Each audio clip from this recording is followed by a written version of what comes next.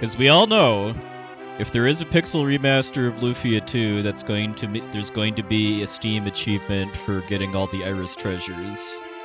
So we'll see a burst of interest in Iris percent as a result, I'm sure.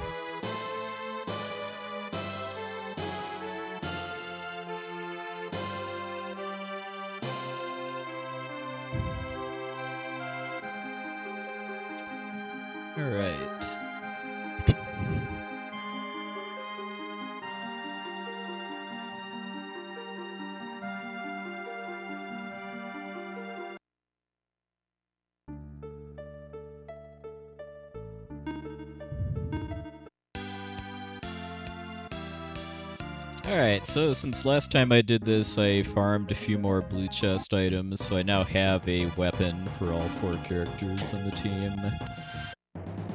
It'll help with the starting floors.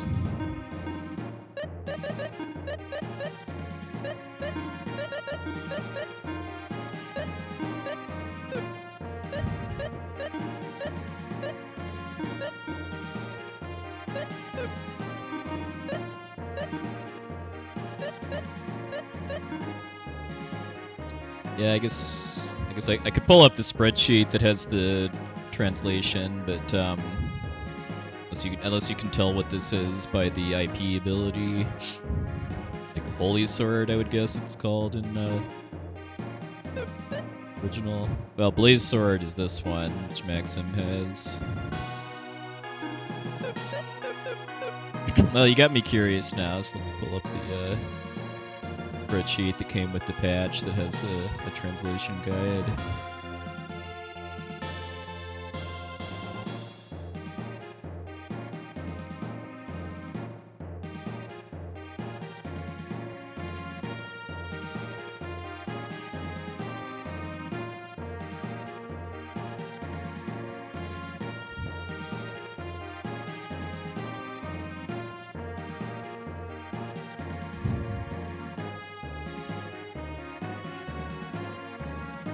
Yeah, Blaze Sword, it looks like, is the vanilla translation. So what is my sword that's actually called a Blaze Sword then? Sizzle Sword, okay. Or Conflagration Sword is literal Japanese translation. Well, that's not confusing that we have a the Blaze Sword is now a Halo Sword, and the Sizzle Sword is a Blaze Sword. I mean, again, to be fair, this is all designed to be more faithful to the Japanese version, but yeah, if you're used to the vanilla item names, then that's going to be very confusing very quickly.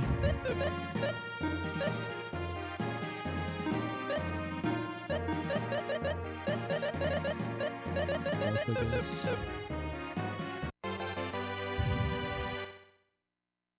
Hey Flana, thanks for the luck.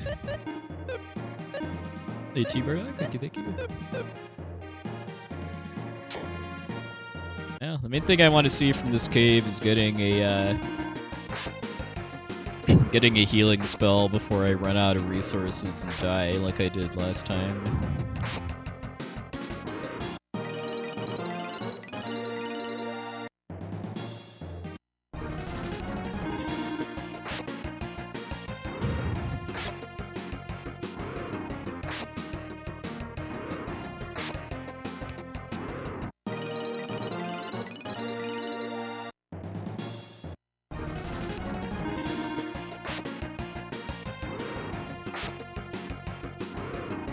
I haven't gotten your message yet, but if you're sending me interesting stuff, then that's always welcome.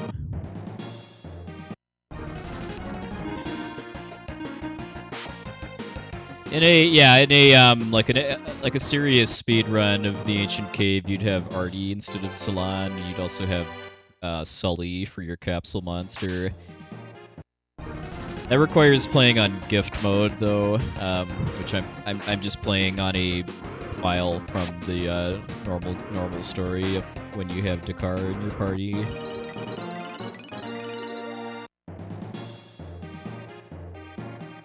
Yeah, SD2 SNES is actually what I'm playing this on, since I'm using a bug fix slash retranslation patch. I prefer to do all of my speed runs on original cartridges or discs, but for doing like ROM hacks or randomizers, I basically always do SD2 SNES, especially if I'm streaming it.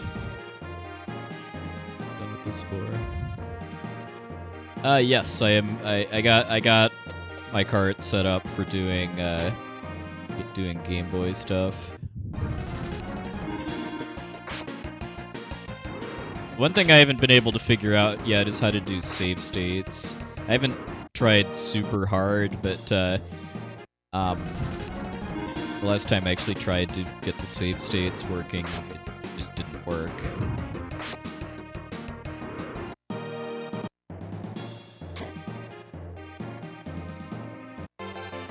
Another Blaze Sword. Well, Sizzle Sword, I guess. Technically.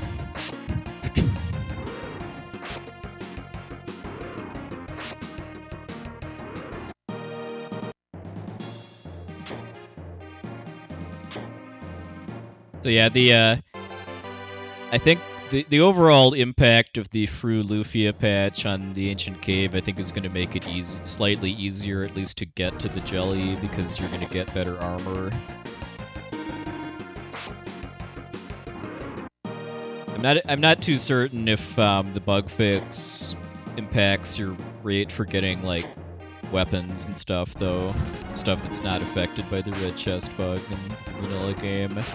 Because if it is, then that might make it harder to actually kill the jelly, because then if you have lower odds of getting better weapons, like in particular the Dakar Blade, then yeah, that's going to make it a lot harder to actually kill the jelly, but easier to get to the jelly because you'll have better defense.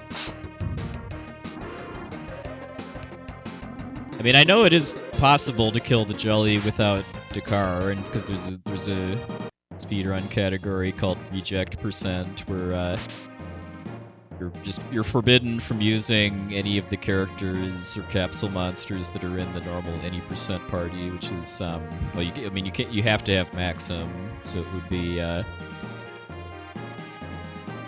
Guy, Dakar, Artie, and Sully.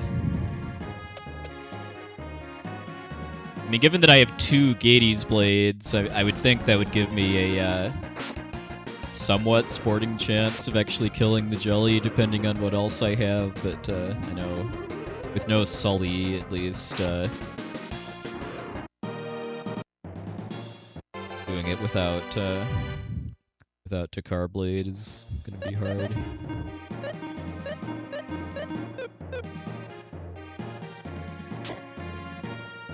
Yeah, because isn't Darby good for, like just using death spells on random monsters?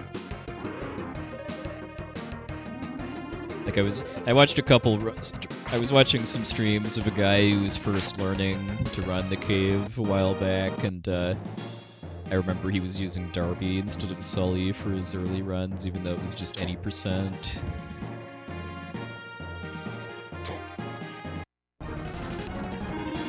Ah, okay, gotcha.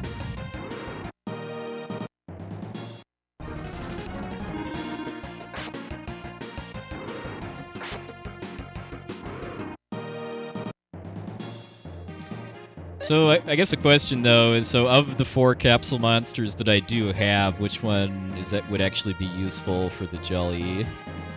I've got Fumi, Flash, Gusto, and Blaze. I mean, I'm using Flash at least at the start, so I have some kind of healing.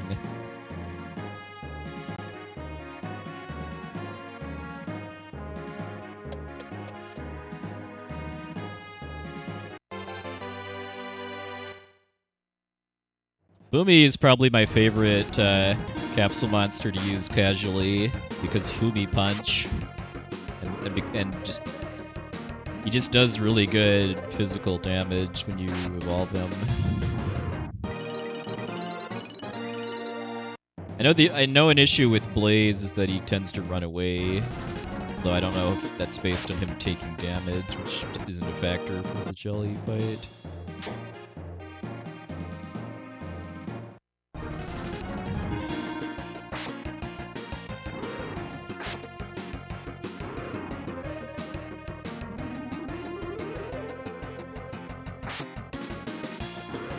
What's up? Maybe I'll just level up Fumi once, assuming I get deep enough into the cave to not really need flash anymore.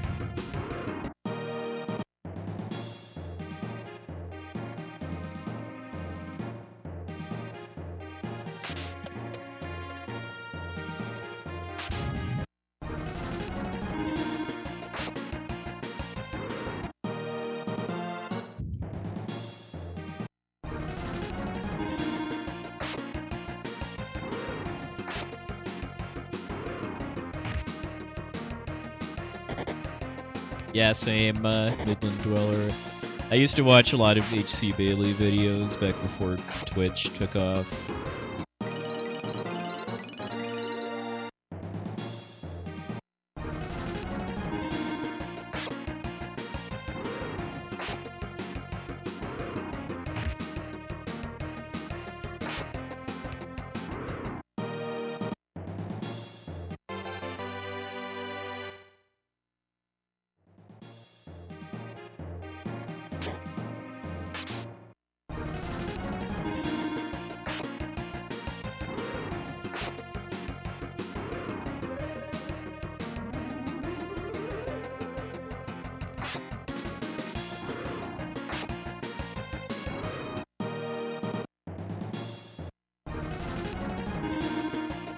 I'm not gonna try to kill every monster in the cave, but especially on the upper floors when I can one-shot stuff with my blue chest items, I try to get as much experience as I can.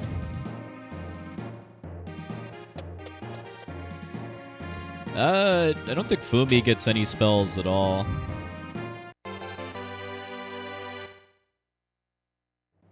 In this file right here, which is a casual playthrough with this retranslation bug fix patch, the only capsule monster I've really been using is Fumi, and he's at level 3, right, or form 3, I think, right now, which has a really, really nice AoE physical attack.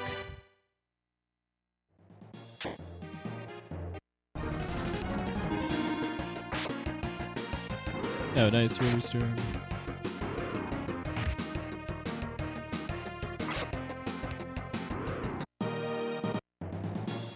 Yeah, trying to rush making submission videos for marathons is usually doesn't end well in my experience.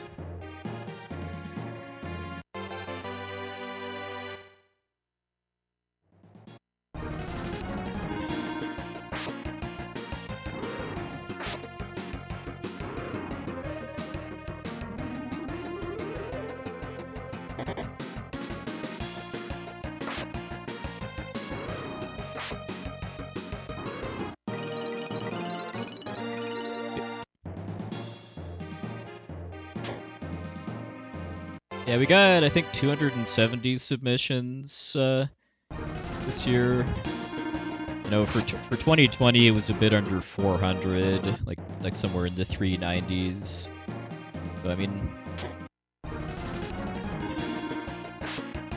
given the kind of still chaotic state of our world, and then the kind of somewhat short notice we gave for opening submissions due to how everything came together, I mean, I think that was a pretty solid number. I mean, it's certainly going to take some time to get back to the point we were before the pandemic started, much less think about beating that, but definitely excited to see where things go.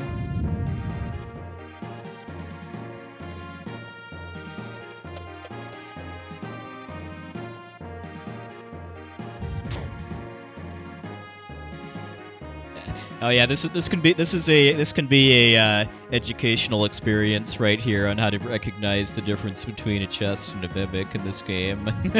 For anyone that isn't familiar, yeah, because there's two cues basically. That one is that the color palette is just slightly different for mimics. Like the one on the right is a mimic because it's just tinted a little differently. But the other kind of big tell is that real chests can never spawn right up against a wall or door. So if you see a chest flush against a wall or door, then you know it's a mimic. I haven't decided what, if anything, I'm going to submit to the next GDQ. I might submit Legend of Mana and the Final Fantasy Legend again, but I don't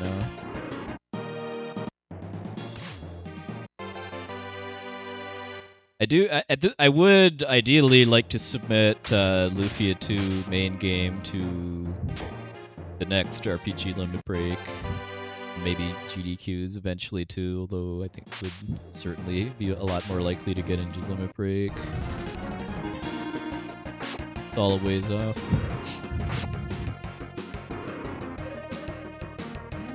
Yeah, I've never really thought about that, but yeah, I can kind of see that with the I can kind of see at least the visual resemblance a bit with Mystic Quest. I'm learning the full game run with no manipulation right now. If I do finish some runs and enjoy it enough and want to push it harder, I'll probably try learning some manipulation. But full manipulation, as I understand it, is not marathon safe at all, because you can't safety save at all. So that would ruin the manipulation.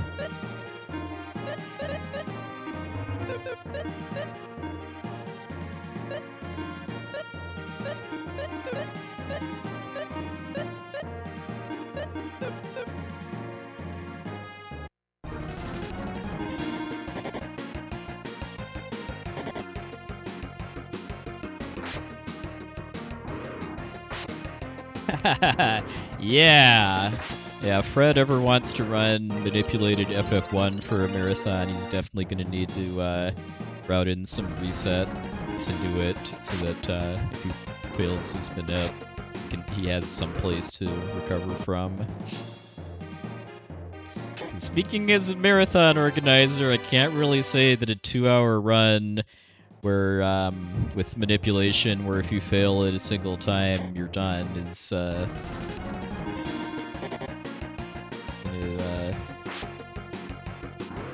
be taken seriously as a submission. Yeah, at some point I want to go back and watch Feral Pigman's full game run from the first RPG Limit Break, because I would assume he probably did catfish manipulation and maybe more too, because I think when he ran the game, for PB attempts, he did full manipulation up through the Tarantula, and then when Elmagus started running, or started grinding it after that, he did full game manip. Well, Dragon Warrior 1 manip also has resets built into it to reseed the RNG, and that kind of that effectively produces some safety too.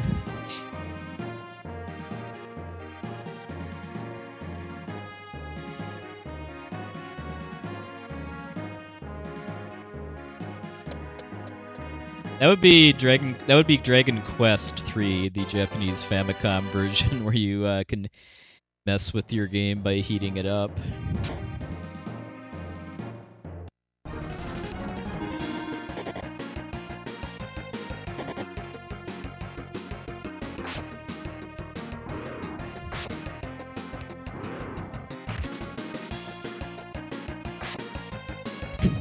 I also do. It never ceases to amuse me too how Dragon Warrior 4 has completely resisted getting manipulated, whereas the other three NES Dragon Quests, and like most other just 8 and 16-bit RPGs, period, have gotten broken by manipulation.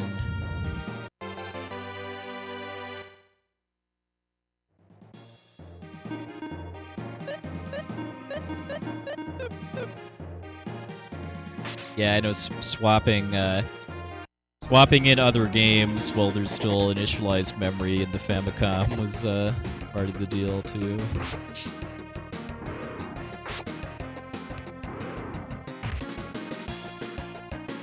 I know for the Nintendo DS remake, there's manipulation though, like when Tonic ran it for RPG Limit Break 2019, he did some Nintendo DS clock manipulations to get guaranteed Metal Slime kills. Hey, MP King, good luck.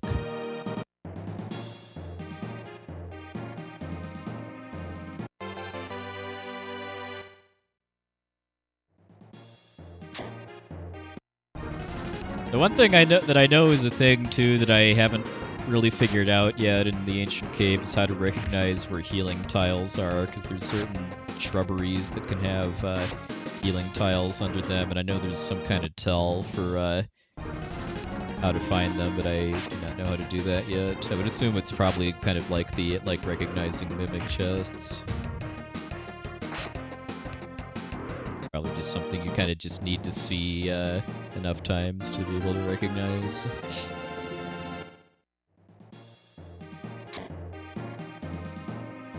Oh, as in you can kind of see part of the healing tile peeking out from under the shrubbery.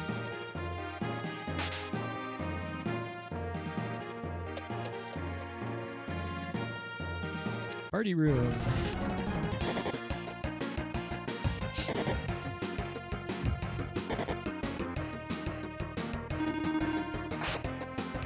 Oh, as in this room, or as in the floor I just left? Okay.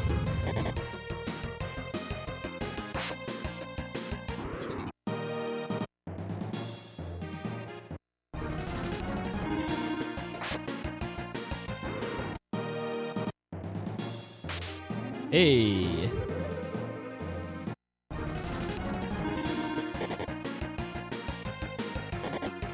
I know that's a thing with some like PlayStation 1 and or 2 games as well, changing the system clock in order to manipulate RNG.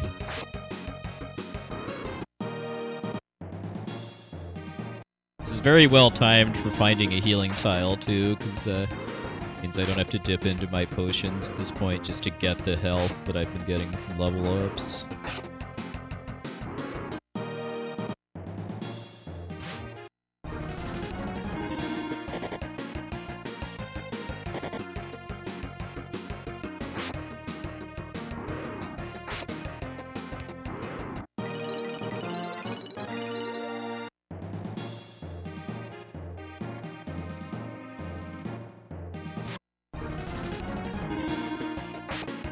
These kobolds at least look like they've got more or less the same movement patterns in the normal game.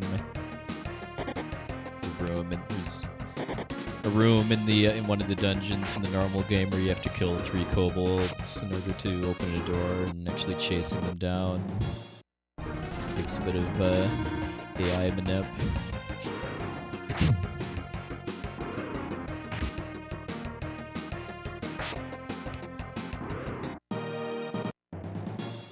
I know that when FF10 first came out on PS4, the RNG was broken in a way that it just wasn't random at all.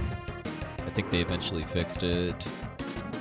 But I also still get the sense that manipulating stuff on the HD version of FF10 is a lot easier than on the PS2 version.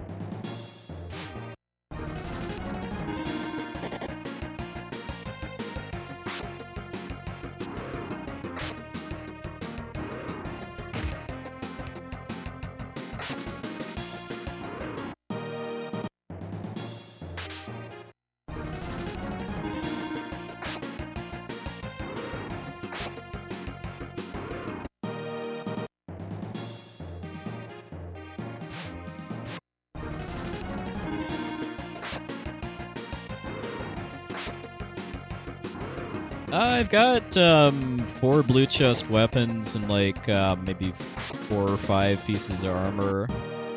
I mean, this is not a speed. I mean, like a speed run of the ancient cave requires starting fresh each time, and also using gift mode, which you have to beat the game twice to unlock, or like import a save file or something.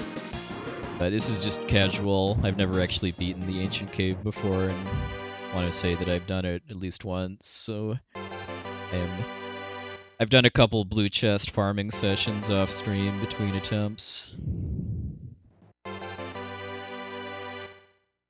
Yeah, I thought it was interesting just when watching Dragon Dark manipulate GBA FF1, how it's kind of, the manipulation is similar, but also kind of the opposite of manipulating NES FF1. That the precision is on the is when you're out of or when you're out of battle instead of in battle. Hey Jenna, thanks for luck.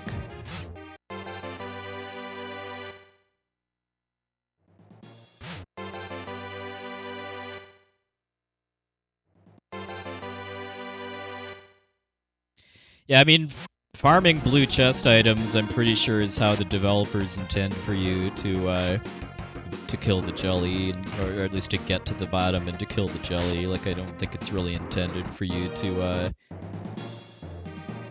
start fresh and then finish the whole cave in one dive, basically. I think you're intended to make multiple dives in and then use Providence in order to keep blue chest items until you're strong enough to actually make it to the bottom.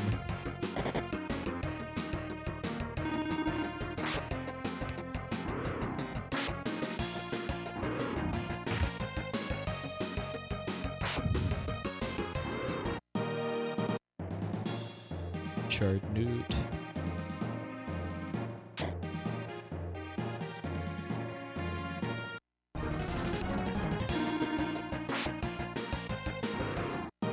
Probably not going to be much else in this floor, given that we had a party room.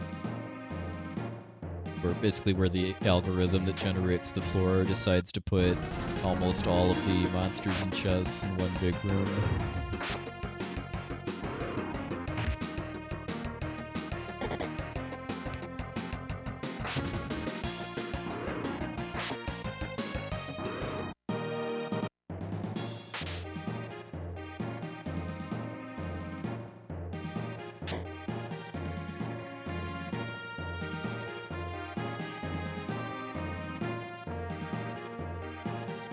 Hey Anna, thanks for the luck. Hope you had yourself a nice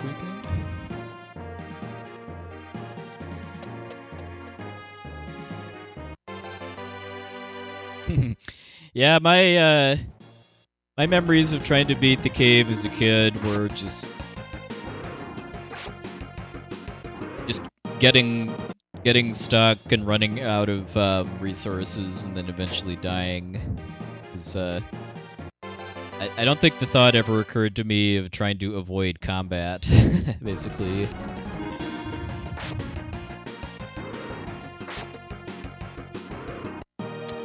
I did a couple RNG manipulated Chrono Trigger runs since I ran that for the Questing for Glory marathon. What was it? It was either last year or I think it was 2020 actually. Maybe someday I'll actually try to get a decent PB manipulated Chrono Trigger, but I'm not going to force it until I actually really have kind of a passion and desire to do it.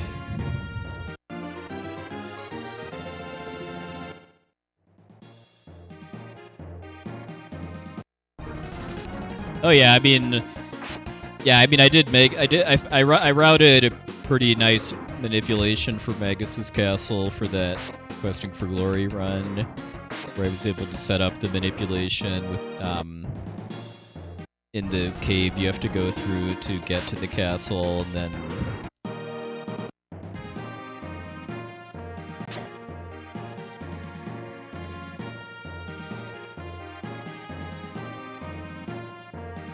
yeah, I had a pretty busy weekend because of planning stuff for RPG Limit Break, but that's very much the good kind of busy.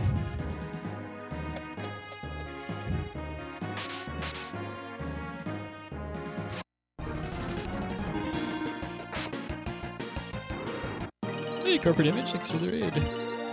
I am doing alright, hope you are as well.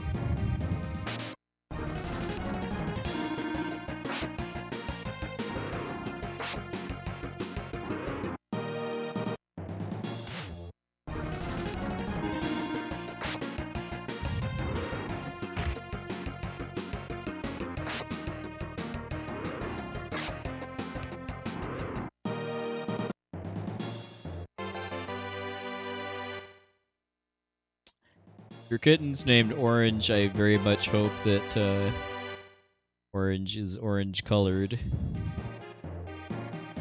That would be a pretty troll move to name like a white cat Orange.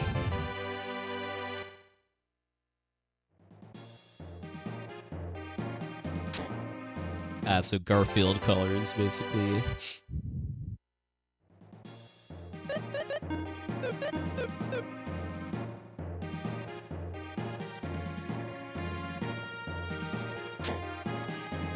Or Tigger, yeah. Yes, Lofty, there's going to be an RPG Limit Break event October 16th through 22nd. They were the dates. Going to be a hybrid event. Be a mix of people at our venue in Salt Lake City and people from home.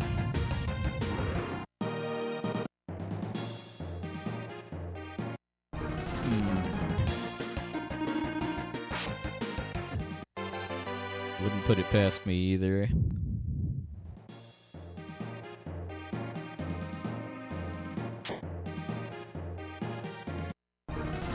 These are Horrors, which are basically the Lufia equivalent of metal slimes.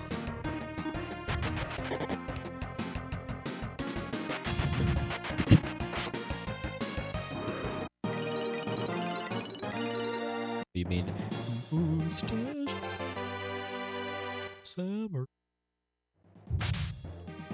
That's an oldie but goodie.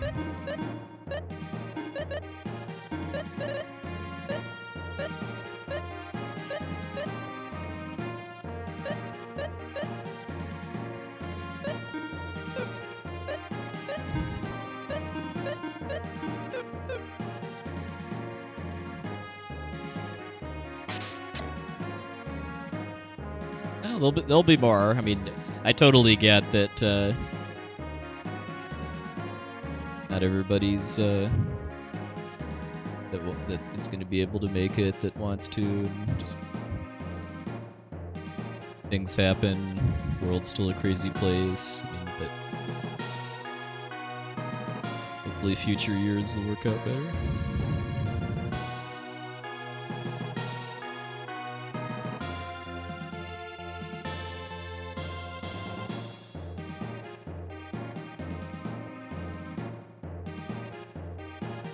The thing that I'm personally not looking forward to is air travel, not just because of, well, air travel not being great right now, but also because Limit Break is going to be about a month after the airport near where I live shuts down as far as commercial flights.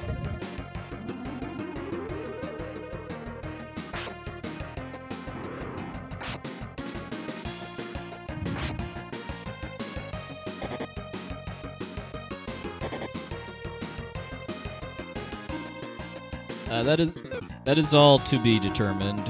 We've had some light discussion about that among our staff, but we are considering going back to May and other time frames.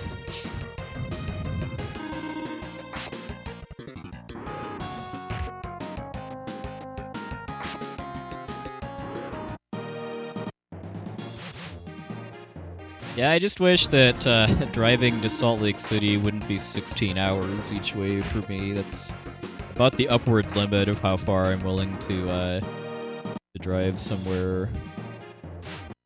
It's like 7 to 8.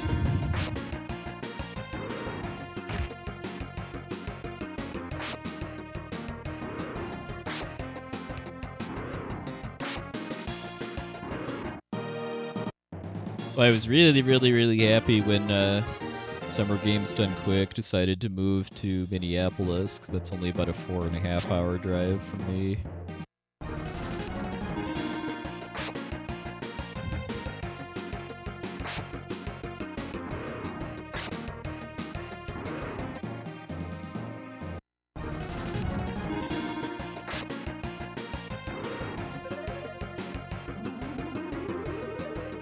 The first two SGDQs were in Salt Lake City at Essentia's house. Oh, nice.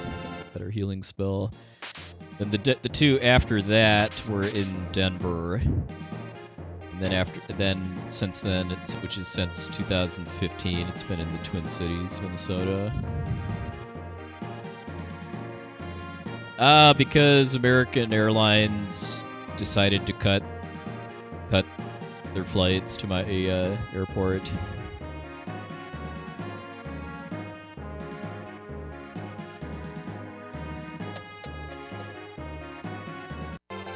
You know, the pandemic has not been great for air travel for obvious reasons, so I'm sure airlines are making a lot of cuts to stay in business and stay profitable.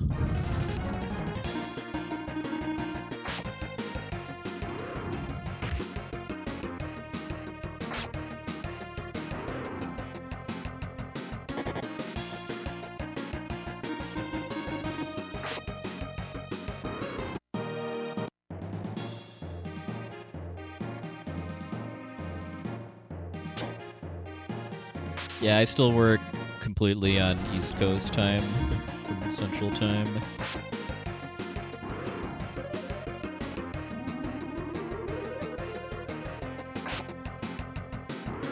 Which is really the primary reason why I don't stream quite as often as I did before, like, 2020, when I started my current job. My work schedule just makes it very difficult to stream on weekdays.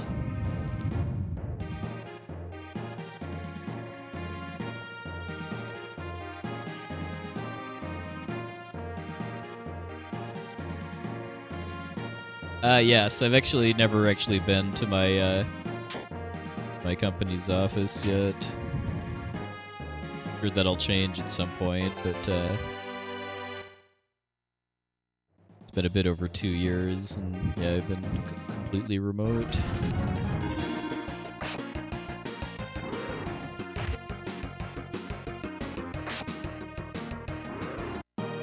I was definitely a bigger fan of at a previous company when I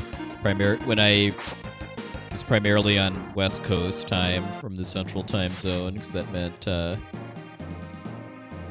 didn't really have to start particularly early because very little consequence happened before about 10 a.m. my time.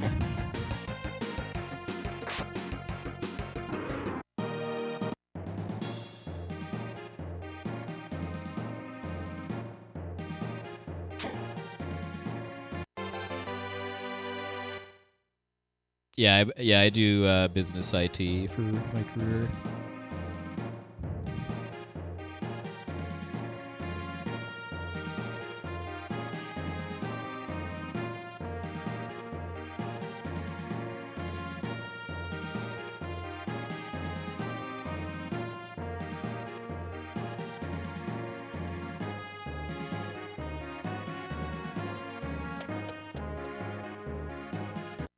Oh, interesting. I mean, I can't say my Unix, Linux experience is like massive or anything, but almost 100% of the Unix stuff I do is command line. I barely even know how to use xterminal. Which, for non-IT people, basically means the Linux, kind of the graphical user interface for Linux. So it's kind of like Windows. Only you need to be a huge geek in order to understand how to use it.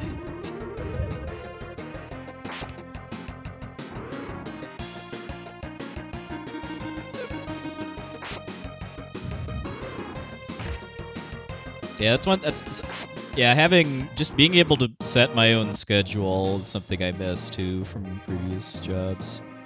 Like my current one is a very fixed schedule of 8:30 a.m. to 5 p.m. East Coast time every day.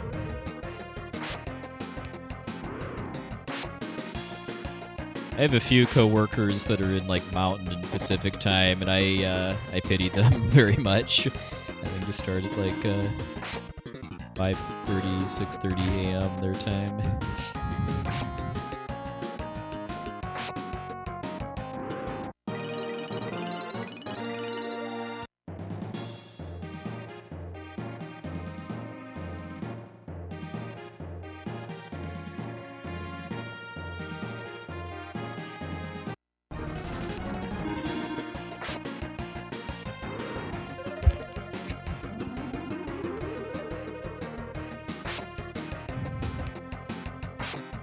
I mean, I do enjoy getting off at 4 my time. If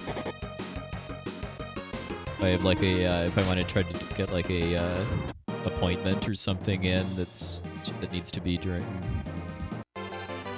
business hours, that can usually swing that. But if I had the choice, I would rather get a deadly spear, whatever it's called in vanilla. But the deadly rod is better. I think this is where I should consider putting different weapons onto Guy and Dakar, because their Gades blades do not work on undead. There's a lot of undead in this round of floors.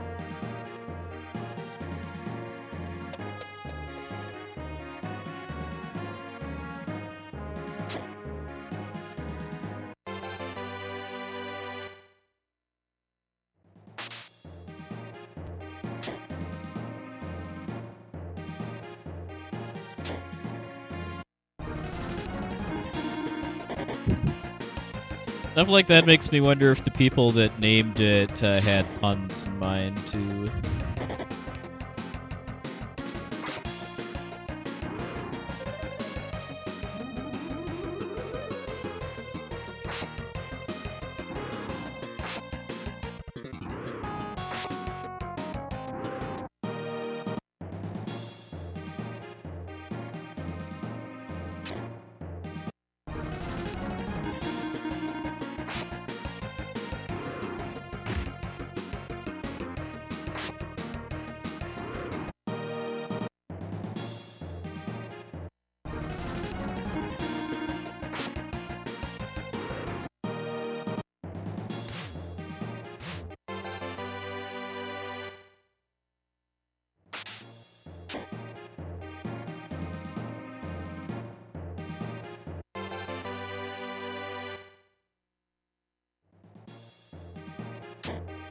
No, the furthest I've gotten is somewhere, I think, in the 80s. At the very first on-stream attempt I did, I died to Archfiends somewhere in the 80s.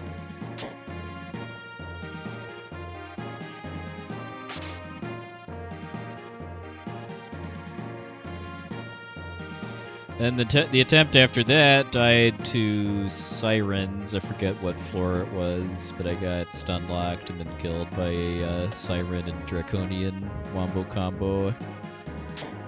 Then last week I died kind of early, like somewhere in the 20s, I think, just from not finding healing resources and then running out. You give yourself a good one, Nodwick. Thanks for stopping by.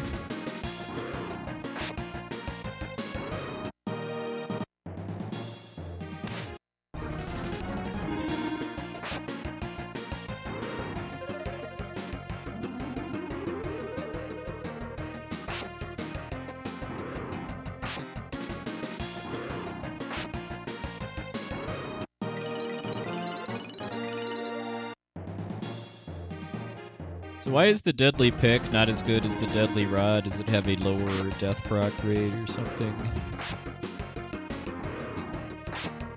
I know in cave runs it's kind of a decision point if you get an early Deadly Pick, as far as you don't have a Curse Lifter, whether you equip it or hold out for a Rod. Oh, okay. It's based on utility after uncursing it, gotcha.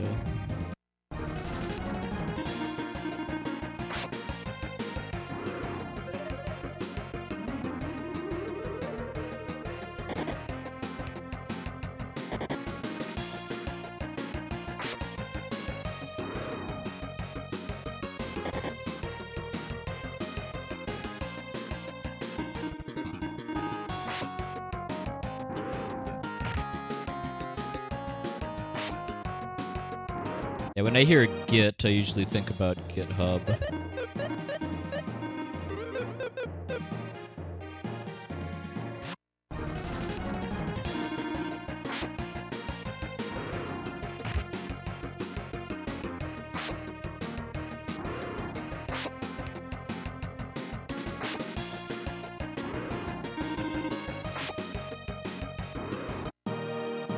Vodka, yeah. Yeah, you definitely didn't see that in the vanilla translation, because I know there's a whole series of items that buff various kinds of stats that are named after types of alcohol. I'm guessing they probably converted those into cider or something in the official translation.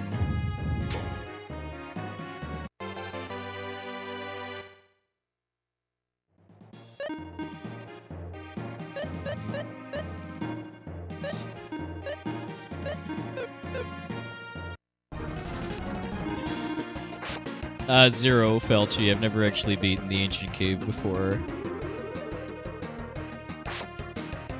These attempts are just to beat it at all, basically, much less like with a timer running or anything. It's not, I mean, even casually, this is not easy. I mean, I think this is a lot harder than anything in the rest of Lufia 2.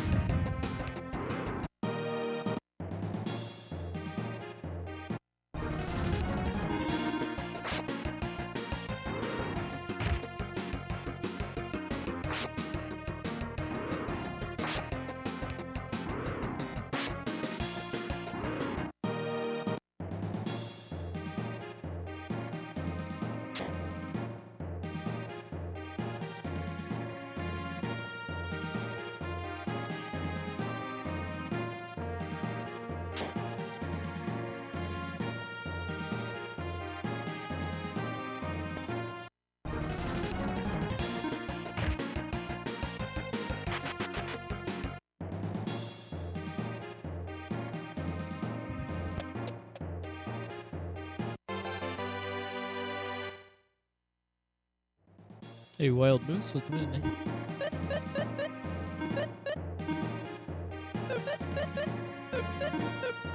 Yeah, definitely recommend finishing it if you ever feel inclined. The ending to this game is it's one of the most emotional endings to an RPG ever.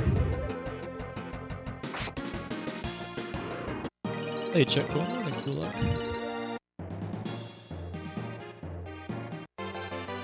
I guess, what do you mean by full effort? I mean, I feel like they did quite well, kind of making a roguelike side quest within the game. Oh, I remember this one too. This is quite the flavor text for a ring. Both the name of it and the flavor text.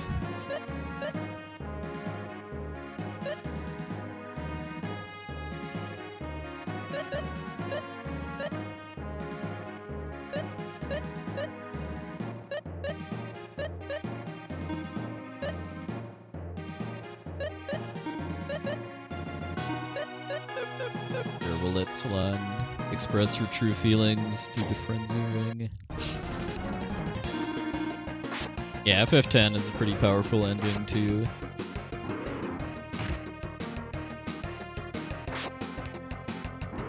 I mean, this game's kind of in a somewhat unusual spot in that if you've played Lufia 1, or at least even just started Lufia 1, because the start of Lufia 1 is the ending to this game, you pretty much know how this game is going to end, and that honestly does almost nothing to kind of dampen the emotional effects, if you ask me. When you know it's coming the whole game, kind of like Final Fantasy VII Crisis Core. Yeah, Terranigma is a pretty bittersweet ending too. The Germans, I guess, really like their bittersweet endings, given that this game and Terranigma are the #1 RPGs in Germany, at least for the SNES.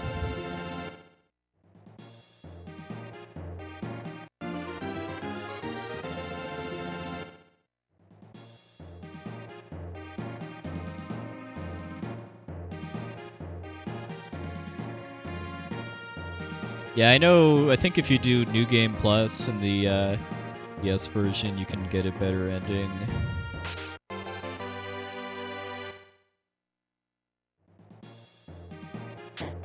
Yeah, I have a big soft spot for the first Lufia game, even though I have a really hard time actually recommending other people play it nowadays.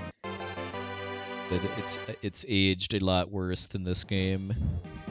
It also isn't anywhere near as polished and unique.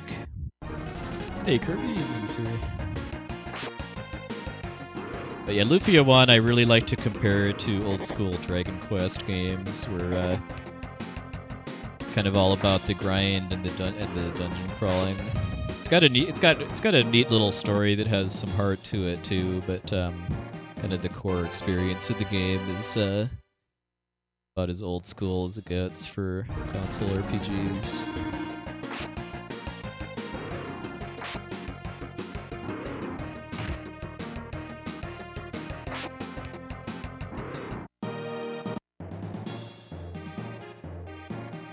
I usually recommend people play this game, and if that's their only Lufia game, then that's fine. But if they want to see where the story goes next, given that this game is a prequel, then give Lufia 1 a shot next.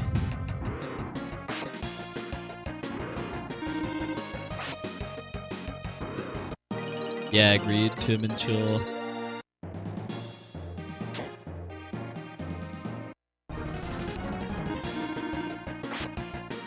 I mean, it would be awfully nice if cutscenes were skippable, not just for speedrunning, but just for replays too. But I mean, skippable cutscenes was not a thing at all in RPGs until like the PS2 era. Oh, it's an interesting question, Nibik Viking. I mean, a selling point I often make for kind of older RPGs like this is that they're considerably shorter than the newer games.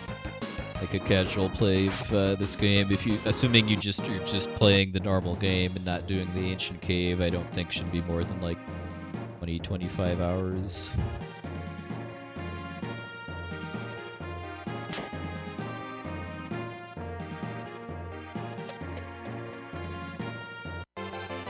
Hey, nice. All right, please let this be the one that gets to the jelly. Anyone unaware that Dakar Blade is the best weapon in the game for fighting the jelly, the boss at the bottom of the cave. The jelly is a bit of a weird fight in that it does not attack you, but it runs away after 3 turns, so it's a damage check where you have to do a bit under 10,000 damage in 3 turns or else you lose. Yeah, I just got a Dakar Blade.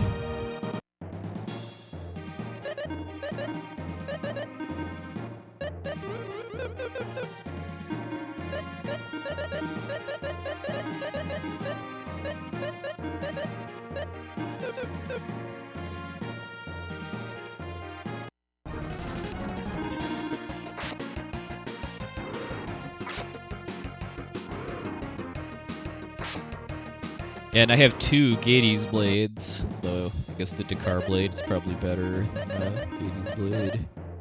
Though if I'd never found a Dakar blade, I kind of figured that having 2 Gades blades would give me a bit of a fighting chance to kill the jelly. But yeah, I was talking about that earlier and then got kind of sidetracked, but I mean, I know it is possible to kill the jelly without Dakar because there's a speedrun category called Reject Percent that does not allow you to have Dakar. No. Maxim can't equip Gades blade. I keep forgetting, I think it's the old sword is the optimal weapon for Maxim for fighting the jelly, but I know having the trick spell, or tweak as it's called in this translation, is something of value that he can do instead of actually attacking directly.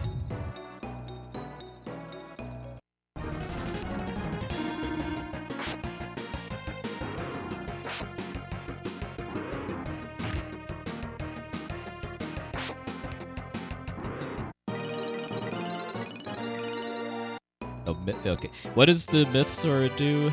Because I know the old sword is a fractional as far as its IP attack.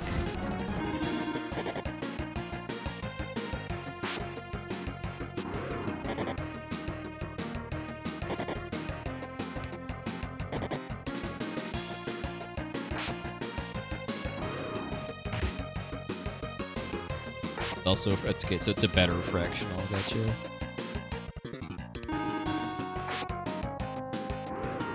I think the old sword is only like 1 out of 8 or 1 out of 6.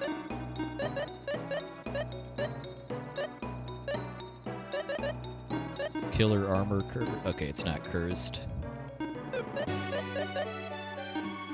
Oh, oh no, it is cursed. Okay, well, still decent armor, I guess.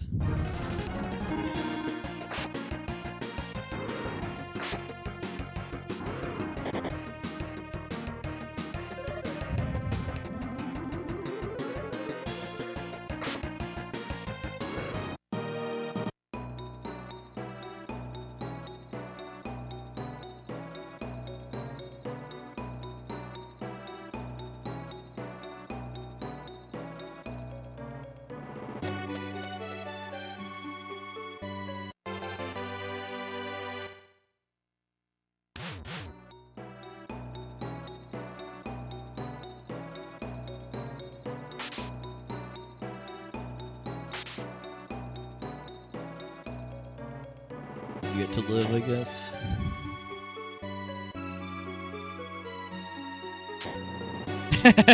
Yeah. I hear you there. I mean, there's numerous games that I have not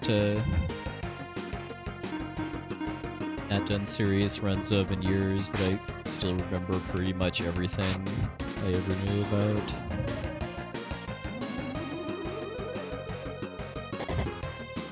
I'd say that's pretty darn impressive for this too, just given just how much stuff there is to know about like equipment, enemy weaknesses, just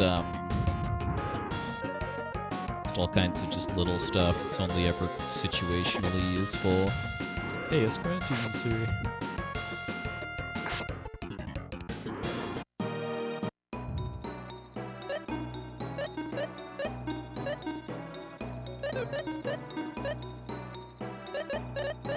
Oh yeah, Kappa Spear, which is Water Spear in vanilla. I got that too, although that I don't have anybody that can use that. I think that's Tia and Artie only, I want to say.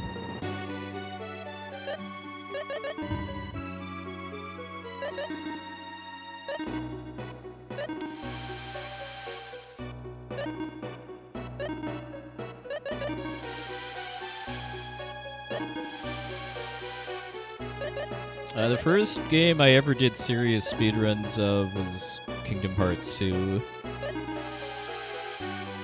Shortly followed by Final Fantasy 7 and Legend of Gaia.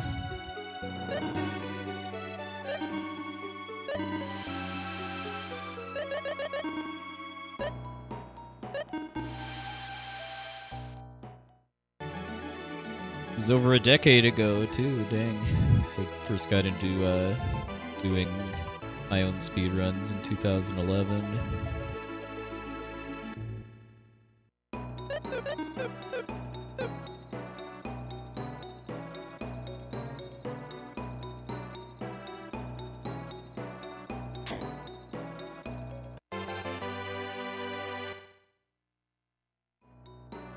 Oh, nice. Yeah, I enjoyed my time with FF7 a lot because I was more or less the first kind of serious single segment RTA speedrunner for the game, but I do not realistically see myself running it again, just because the run has gone in directions that let's make it a lot less of interest to me, as far as kind of the focus being a lot more on glitches and skips, the boss fights and combat.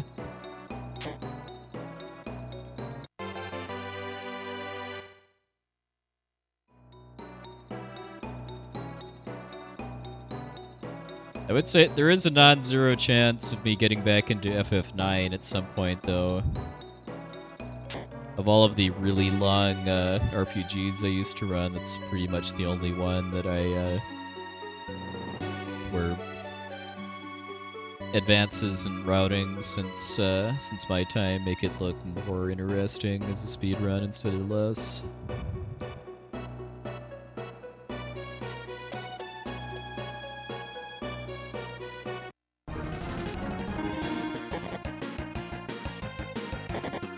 Nick Flash for FF9, huh? Maybe someday. I mean, it's gonna take some pretty serious planning as far as actually like having enough time and energy to actually do a 9-hour run.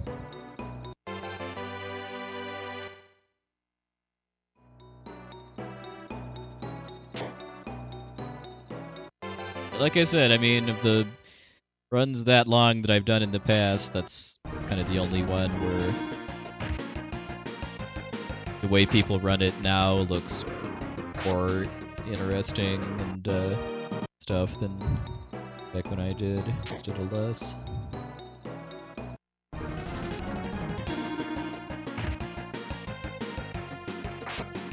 Oh, nice, Zealous42. That's a nice compliment. Thank you. Yeah, I did. I saw he almost did it again last night, too, before having some problems with the grind fight. That man, I'm sure that man's gonna get a sub 3 before too long, the rate he's been going.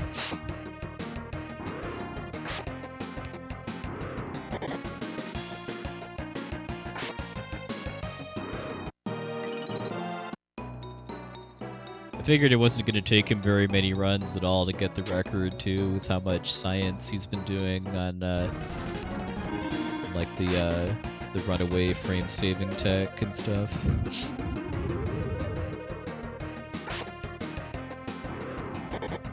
I know he's doing most of his PB attempts offline these days, too.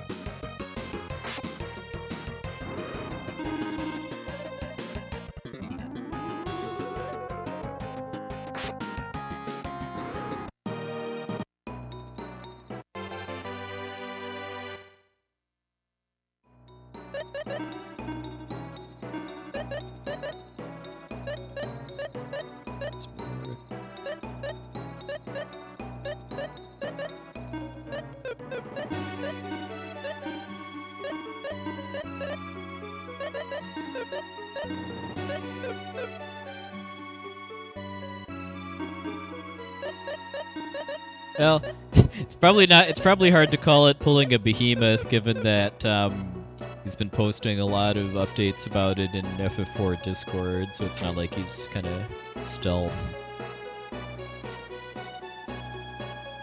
Kind of doing a stealth record bop. And yeah, I agree, definitely Shadow Killer. I always like seeing some love for vanilla FF4 as well as Re-Enterprise. It's a run I definitely plan to get back to at some point, too.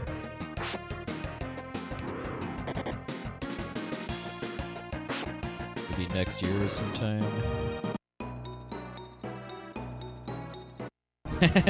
Bick getting back to FF6 would be quite the treat.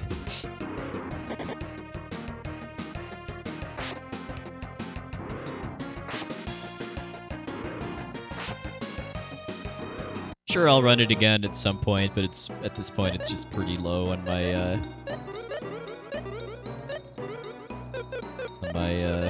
priorities.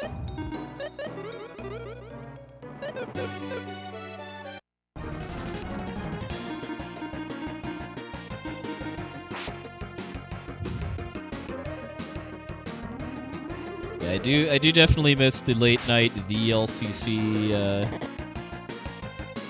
FF6 runs. Not both the fact that he was doing them and that my work schedule allowed me to stay up late enough to watch them.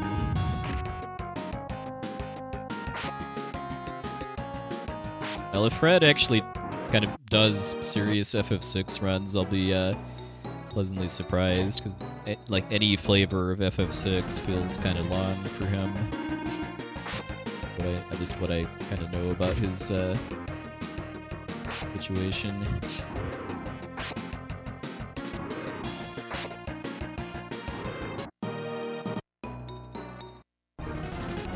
Hey, Bogmog, welcome in. Well, Sketch Percent is still about a 4-hour run. I mean, it's only like even like 10-15 minutes shorter than No Sketch, if that.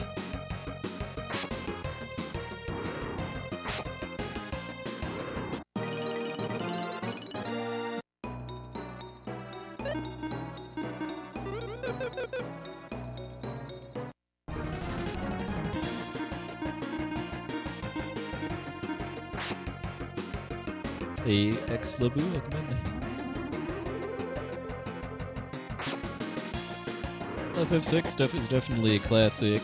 If you've never played it before, there's the Pixel remaster that just recently came out too, as far as being able to play the game with a lot of kind of modern quality of life niceties like autosaves.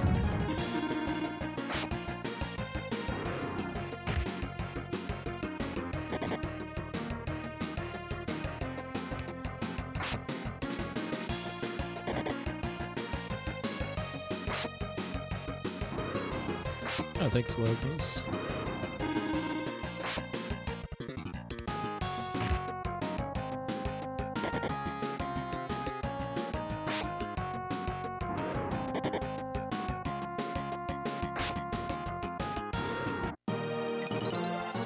To get the returner soft lock, the randomly moving returner in the hideout has to get in between you and the person you're following. Getting in front of both of you isn't a soft lock.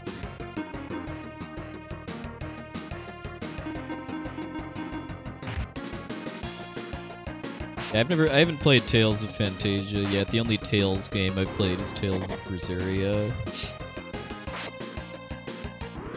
We want to play some more Tales games eventually, but there's several others that are higher priority right now. Like I want to do Tales of Arise, Tales of Vesperia, and Tales of Symphonia.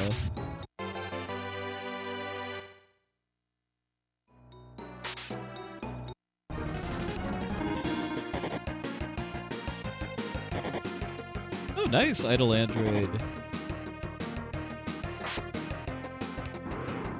Very glad you enjoyed that. It's one of my like charity marathon runs that I'm the most proud of. Not just my performance in the actual run too, but just the many hours of routing work and practice that made it possible.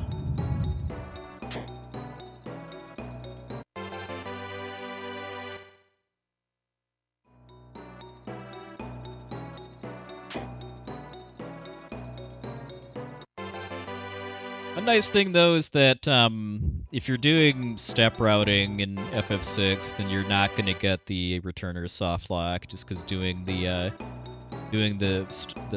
encounter manipulation also does some manipulation of the NPC movement patterns. That if you're doing it decently well, then that makes it more or less impossible to get returners soft locked.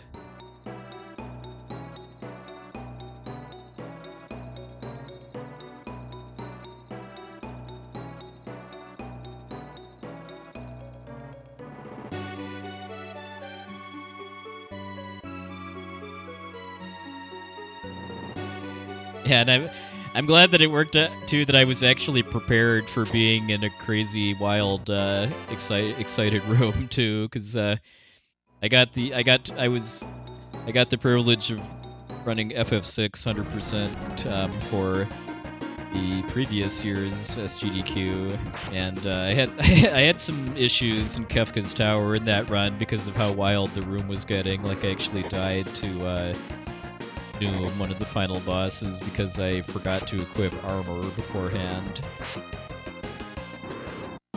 And I don't think anybody noticed that I died. But yeah, I forgot Alexander. But doing a almost 7-hour run with no notes and only making like 2 meaningful mistakes, I thought was pretty darn good.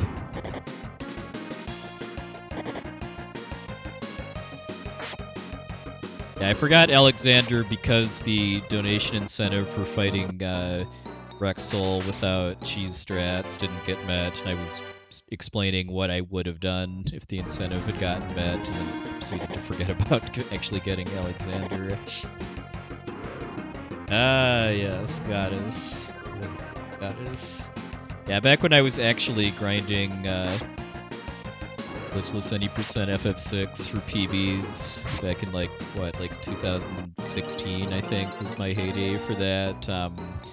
I lost 3 PB paced runs in a row to Goddess. Was the route I was using was the last boss before Kefka.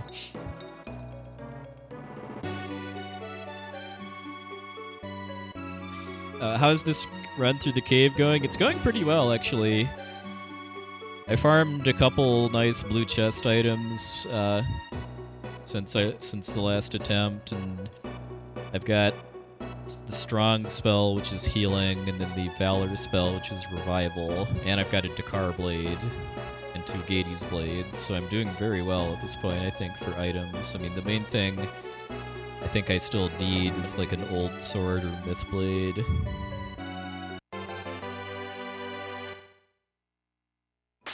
The fact that I don't have any of the best capsule monsters for fighting the jelly is going to mean I'm going to need to get a bit luckier as far as other stuff that I find to actually kill the jelly.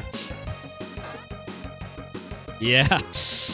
Oh yeah, I remember the salt being pretty real when 3 runs in a row died to the last non-final boss in the game. Which Esper, if you could get early, would you want most? I'd probably Tritok. It was just possible to just pick an Esper that you could get early. This Tritok both gives you really nice spells and gives you +2 magic stat level ups.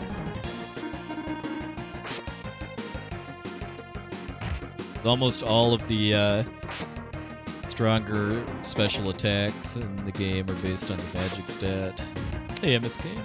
Yeah. It's like the glitchless FF6 route manipulates getting Zone Seek from the auction house, because even though it's not actually useful for either summoning or learning spells, just for that +2 magic stat, 'cause it works out very nice for grinding. Hey, welcome in. I can't see my chin. Welcome to the stream. Yeah, I was very surprised to see that they changed the Esper stat bonuses in the Pixel remaster, so that you're never locked out of getting speed. Hey, Rex Stackler, welcome in. I mean, to be fair, I did always kind of see that as a bit of a deficiency in the vanilla game, that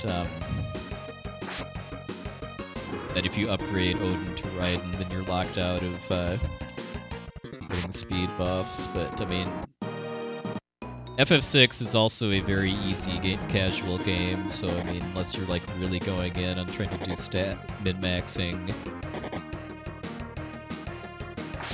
the fact that there's a minor limit on what kinds of stat growth you can do is really going to make the game any harder.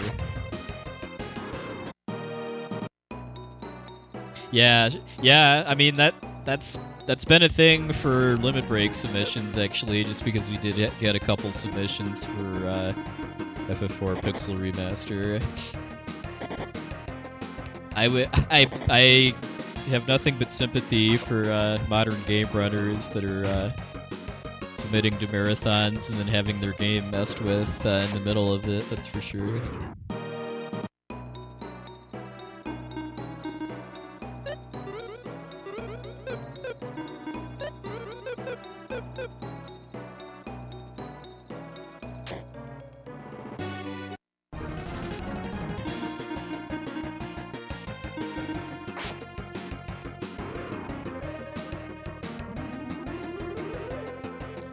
As far as I know, it's just flat out impossible to beat Chupon at the Coliseum without some kind of hacking. Like it's meant to be a joke fight that you just can't win. It's kind of the game's way of laughing at you if you try to bet a low value item.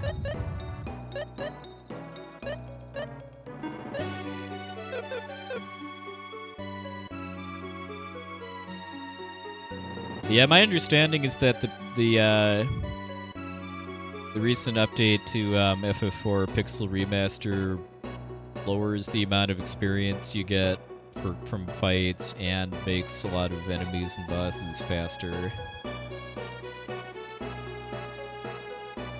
I totally get why they did that, because even though I haven't played any Pixel Remasters myself yet, from watching other people stream playthroughs of it, pretty much all of them that played FF4 just thought that there was no challenge at all. That it was that the fact that in the 1.0 version you get double experience, or I should say half experience requirements for each level, removes all meaningful challenge from the game until Zeromus.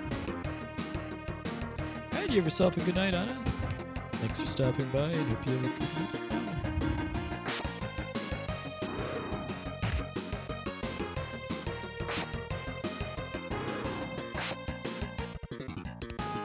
Yeah, the S-Power ring had some very nice bets.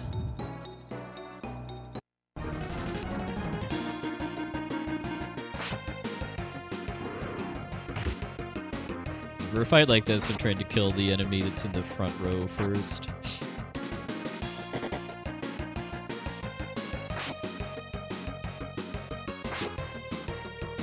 Yeah, I am a bit, and I would really love to see this game get some kind of modern port. Like we're talking about the Final Fantasy Pixel remasters. I would love to see this game get its own Pixel remaster.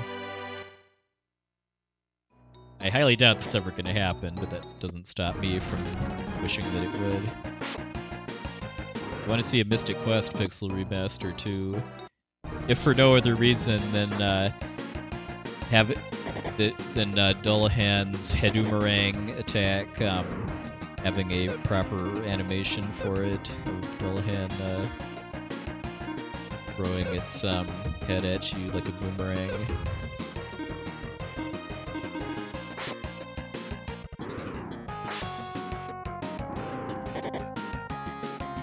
That's a good question, Crescent Bull.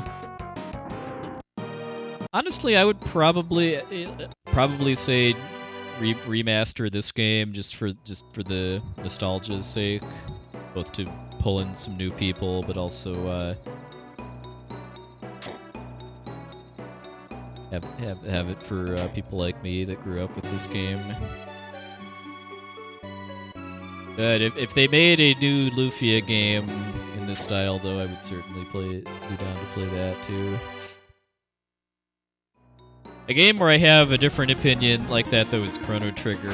I don't really need to see any more remakes or remasters of Chrono Trigger. I would just rather see a new Chrono game.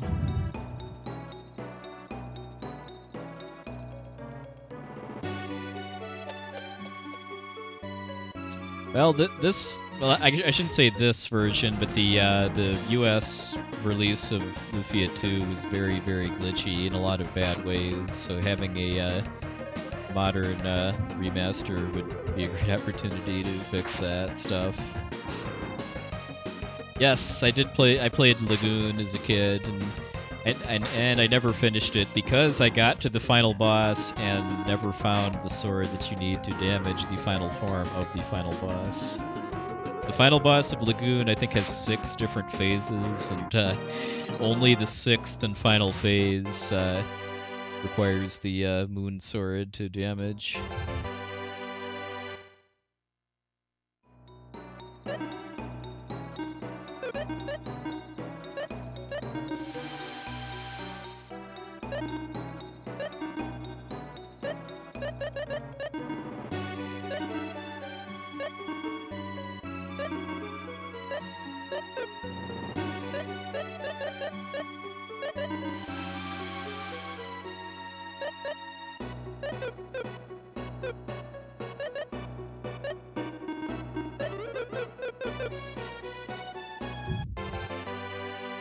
Part of why I really want this to be the one that gets to the jelly too is to actually see what the jelly's floor looks like, because in the normal game there's a major graphical glitch for a certain just tile set of dungeon areas, and the jelly's floor in the ancient cave and then the dual blade shrine in the normal game are the most notable and egregious cases of that.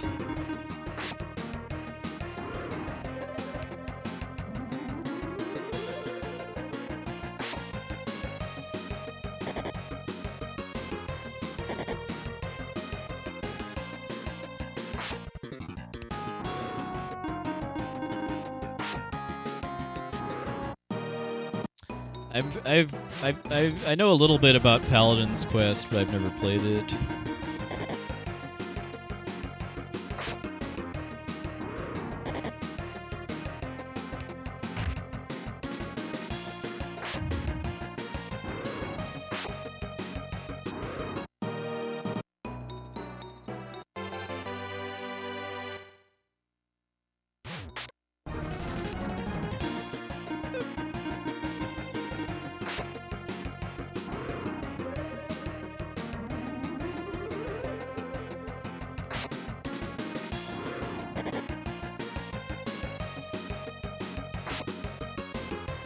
Yeah, I know these. The family-friendly way to describe these rooms is party rooms, where the algorithm that generates the floor just decides to put pretty much all of the chests and monsters into one room.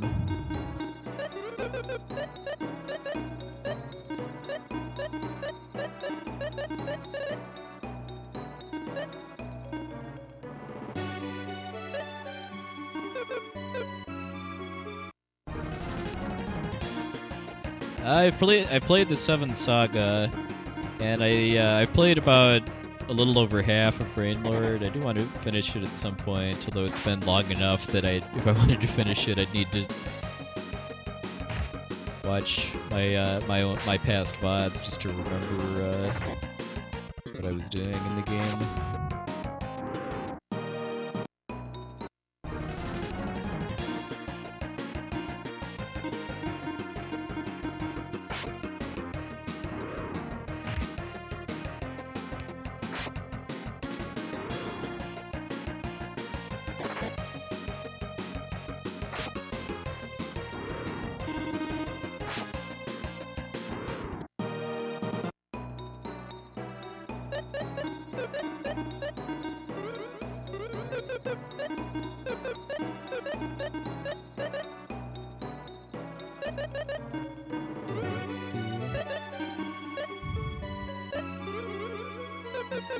Giving power sources to Guy is probably the way to go for the Octo Strike against the Jelly.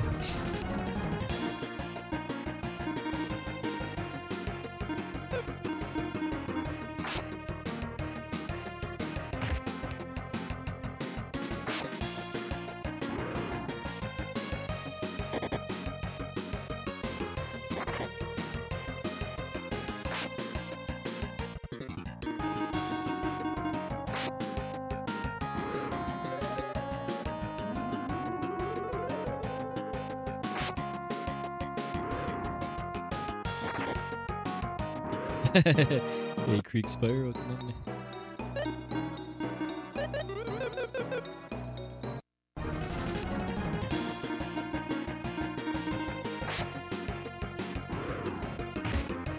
Well, if you do want to promote the tournament, go right ahead.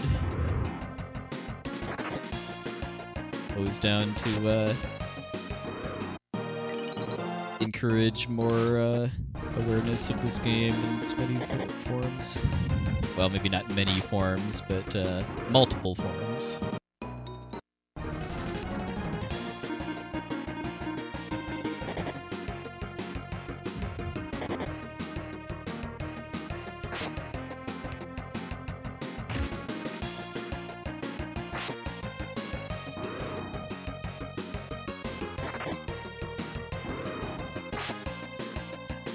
But yeah, the Lufia 2's Ancient Cave is a pretty large and active speedrun community as far as trying to start from a fresh file and kill the jelly in one dive. Like, if you're good, you can do it in under an hour, and like the record I think is about 45 minutes. And the community does like 2 tournaments a year generally that we host in the RPG Limit Break channel. Know the dates for the next Ancient Cave tournament are on the channel calendars sometime later this summer, I think.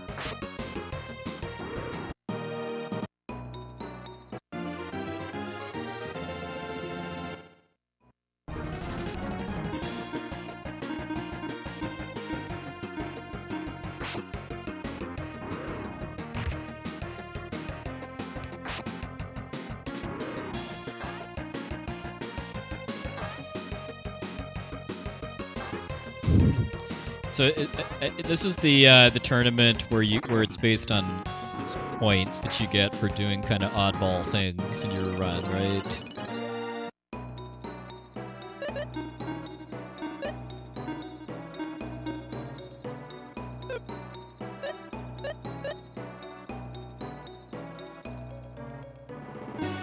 Defense for next.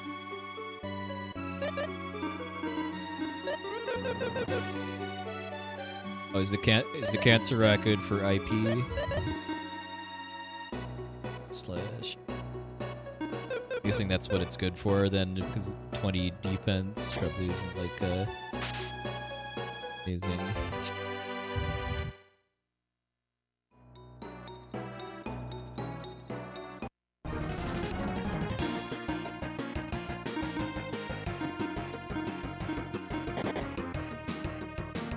Okay, so the Cancer Rock is just, so the Cancer Rock IP is what Maxim should be using against the jelly.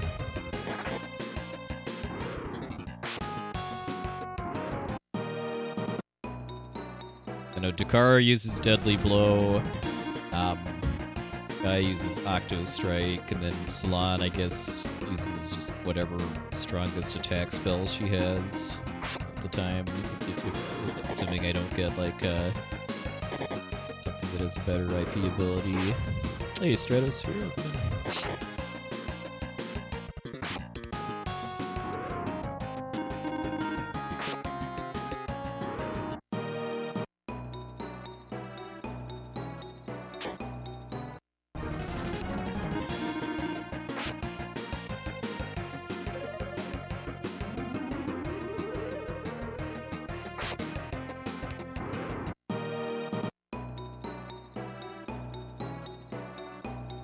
Like, what spells do I have? I know I've got Firebird. Yeah, Firebird, Ice Valk. I want to say Zap is the optimal spell to use against the jelly if you're using attack spells. Oh, RD only? Okay.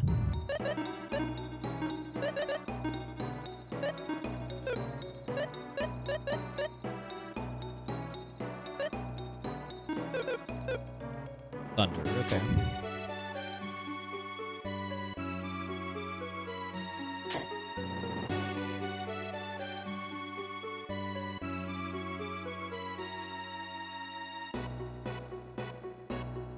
Game plan, if I get, assuming I get to like the 80s again, is going to be to just try to rush to get to the jelly this time instead of actually like loot chests and try to kill monsters.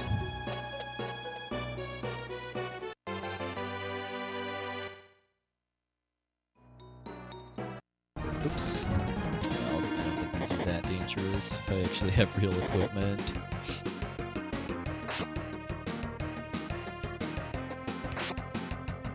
Yeah, I bet. I should have known better, too.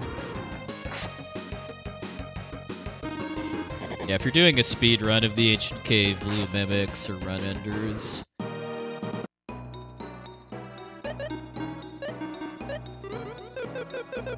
have a pretty nasty AoE attack. Hey, Dryzalizer, thank you, thank you.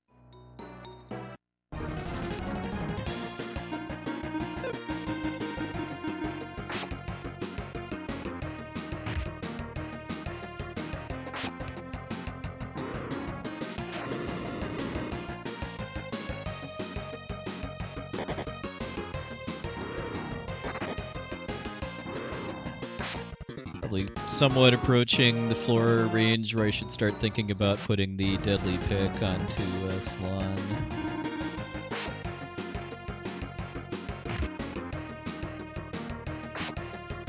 Get the rod relatively soon.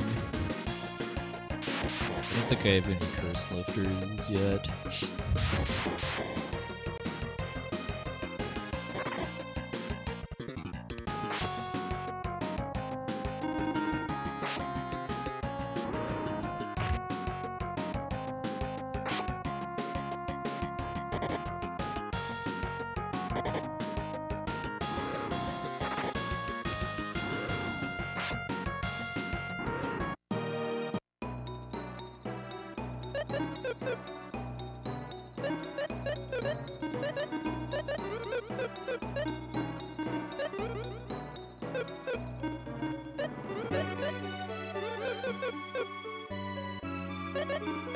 Okay, I'll just throw a gun.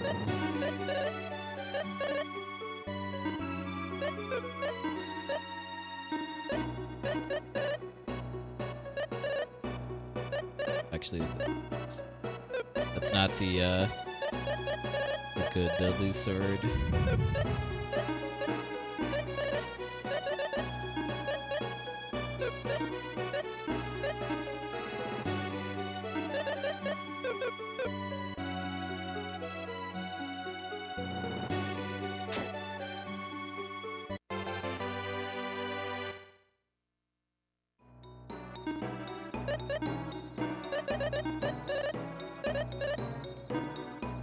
An axe. Hey! I never would have guessed it.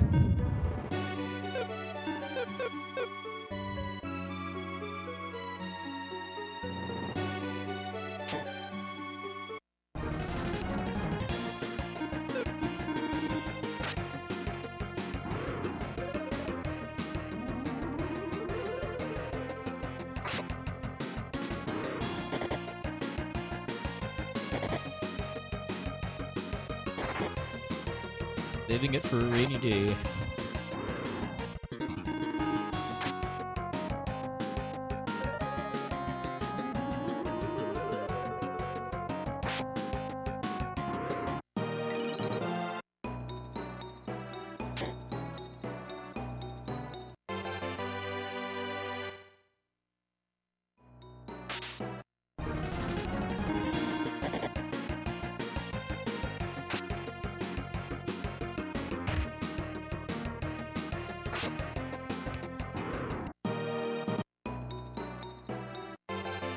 Atu, Barada, Nicto.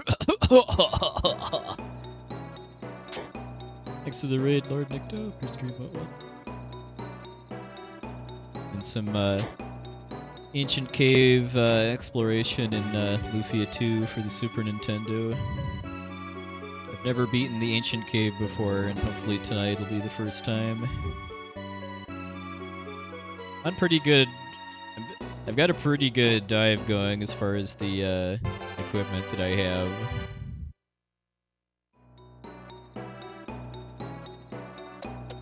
Oh, my pleasure. Yeah, I saw Army of Darkness long before any of the other Evil Dead movies.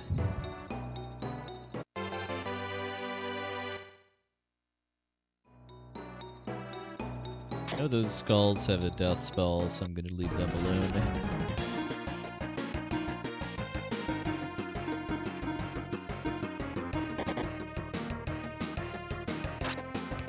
Hey Jake, welcome in.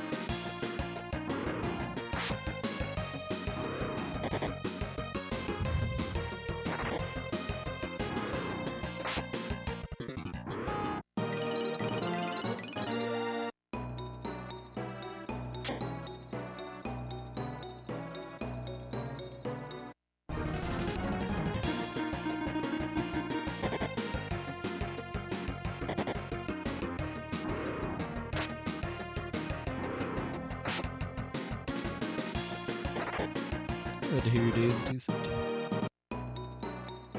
Lion Fang.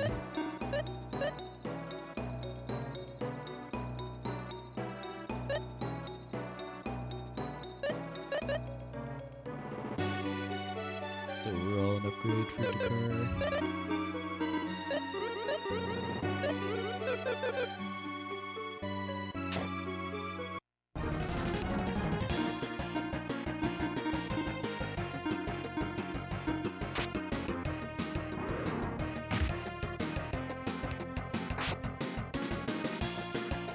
So Salon now has an 80% chance to instant kill anything that's susceptible to instant death.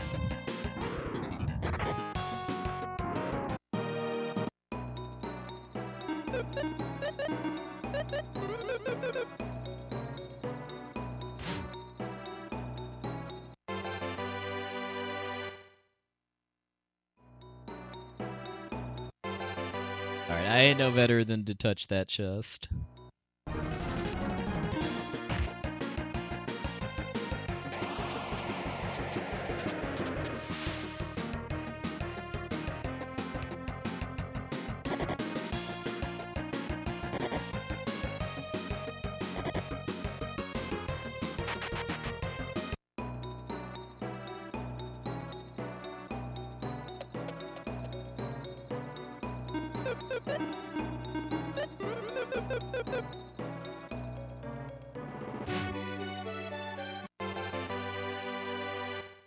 Well, I don't think Iris treasures can be in blue chests.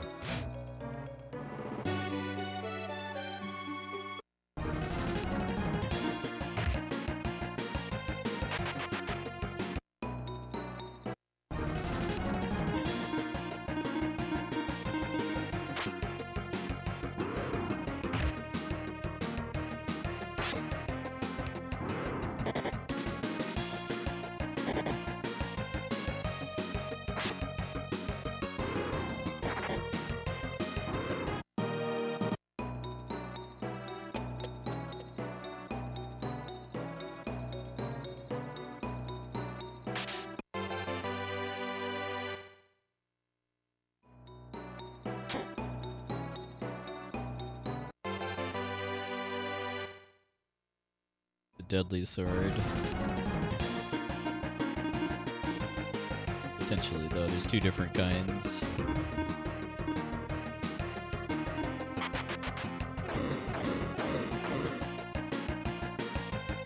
Blue ran away, which is the good one.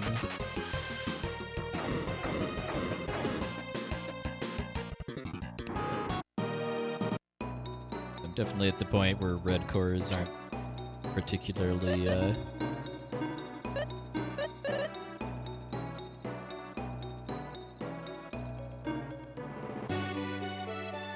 Yeah, oh yeah, I guess they do have different names in the patch. Yeah, because Killer Sword is the name of the enemy that you fight. Yeah, Blood Sword is the Death Proc sword. Blood Rod is the Deadly Rod.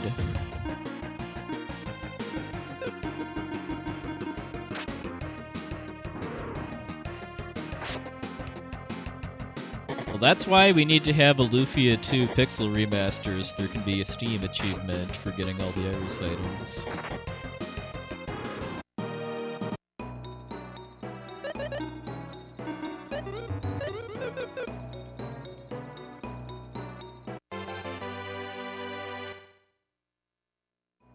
Yeah, there's a lot of series, kind of somewhat abandoned RPG series that could use some love. In addition to this one.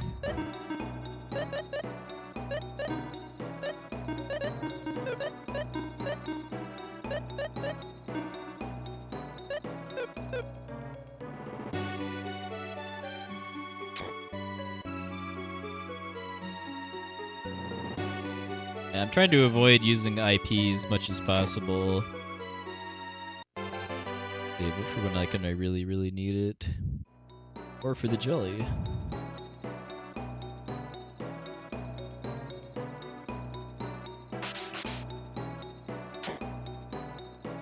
Oh, there is a new Valkyrie Profile game coming out in a couple months. Valkyrie Elysium, I think. Oh, oops. Well, I'll say that's at least a good mistake to make as far as confusing intellectual property with Ikari points. Which IP stands for in this game.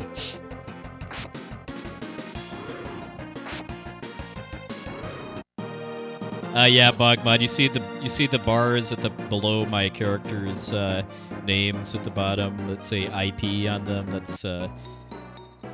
That's points for using special attacks tied to the equipment you have on.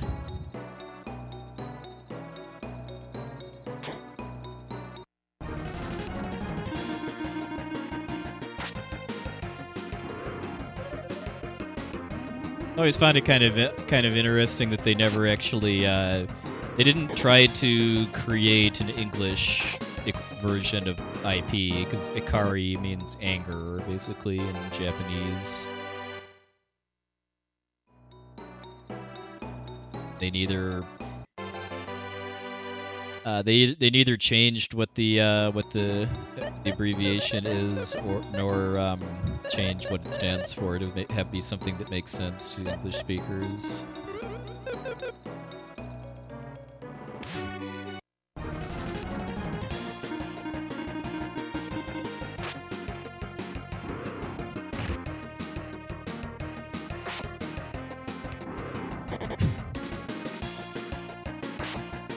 Fury Power. Yeah, I mean, I'd be down for having it be called Fury Power. Because the lore behind it in the game is supposed to be that when you take damage in battle, you get angrier, and then you can use that anger to kind of go Super Saiyan, basically, and do super attacks.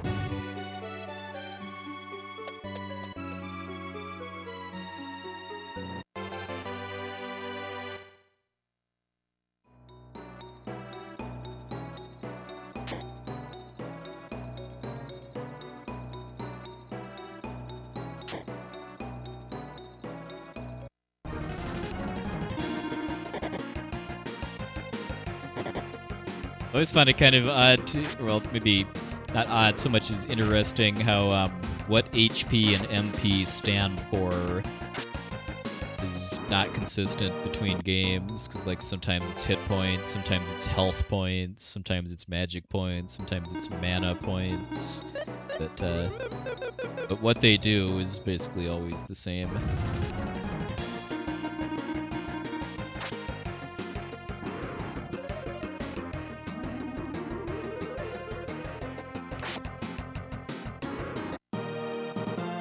Even when you have games like Octopath Traveler that call the points you use to cast spells SP for spell points, I still generally call it MP.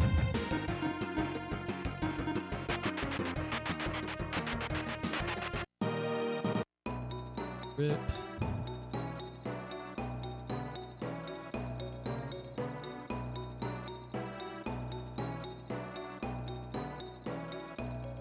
Hit power, that's a new one on me.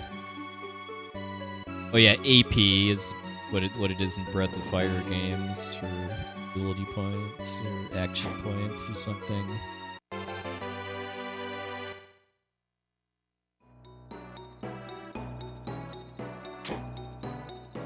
Hunger points, yeah. Don't want those to accumulate too high.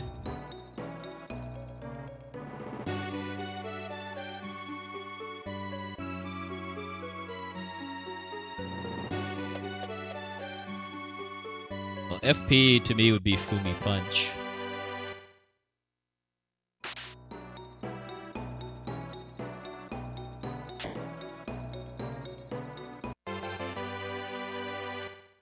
Spirit points, okay.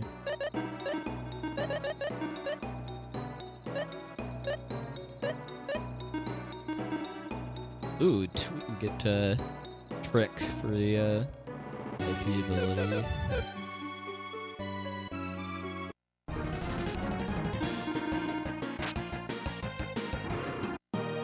Yeah, that's why I'm really glad in remakes of FF6 they changed it from magic points to magic AP, I think is what it's generally called, to give it some consistency with later Final Fantasies.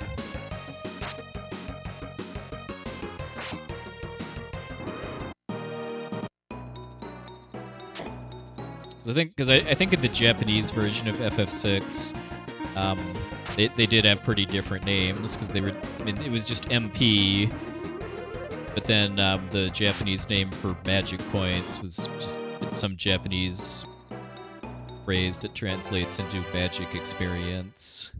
Like Mado, I think, is probably with the magic part.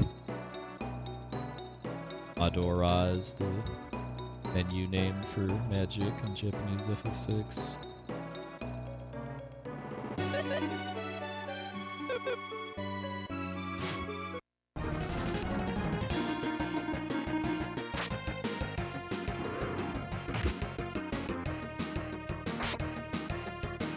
So you get to provide your own points then. The game doesn't hold your hand there.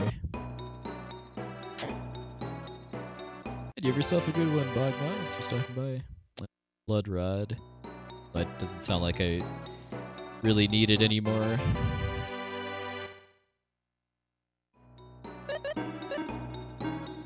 But I would need a Curse Lifter anyway. I guess well, now I'd need 2 Curse Lifters, but yeah.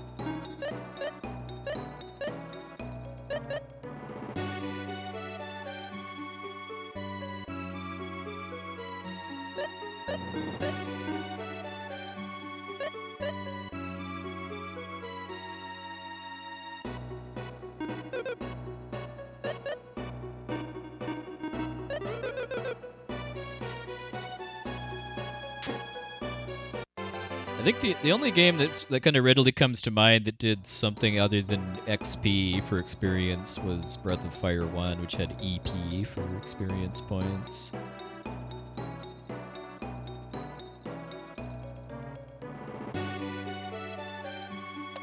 Other than that, I feel like either XP or EXP is pretty universal.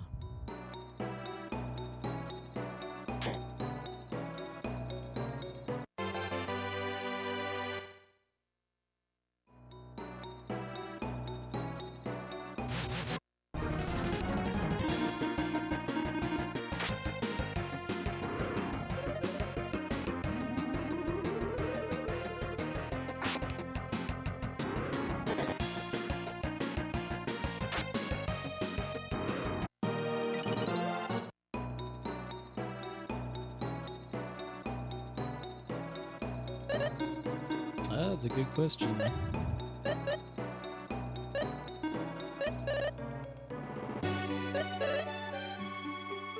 Downgrade.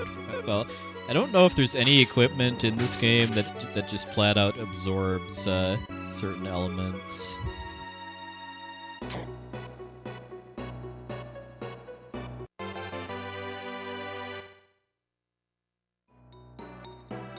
I'm leaving those sprites alone in case those are sirens that want to die. Sirens confuse locking me again.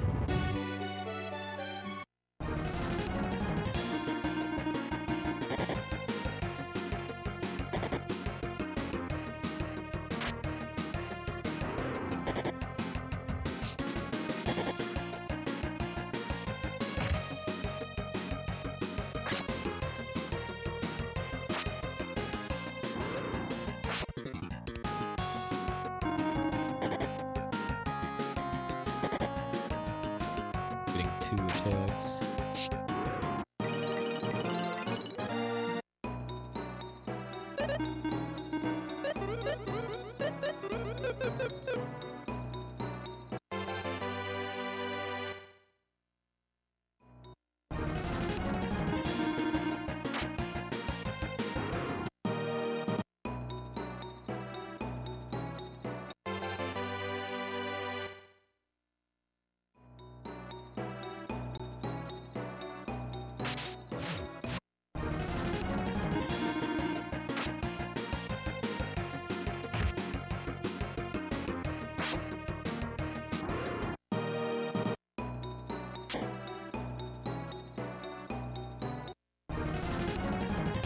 Hey, he's back. Thanks a look.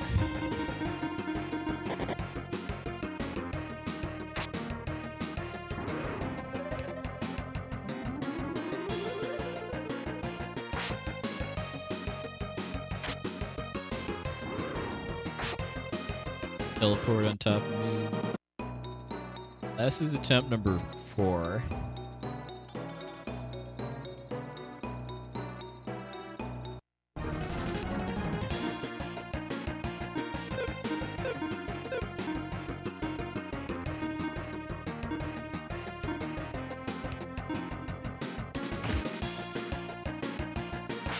Furthest I've made it is somewhere in the 80s, where I died to Archfiends, or Lucifers as they're called in this patch.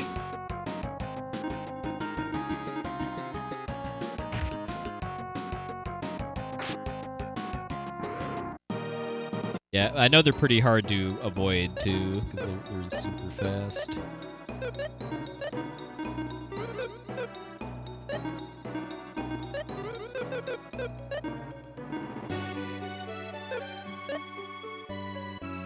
Oh, nice Philly cheesesteak. I like both games, but as far as what I would want to replay myself these days and what I'd recommend for other people, it would definitely be this game. I think this game has aged considerably better.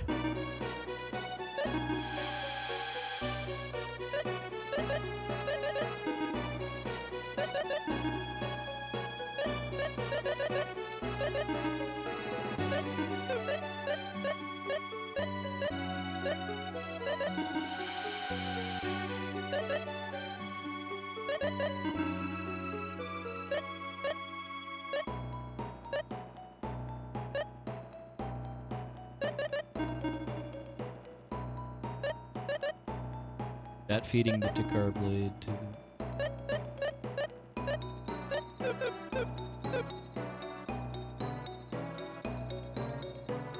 Hey Alan. Well, welcome back. Hope the vacation was nice.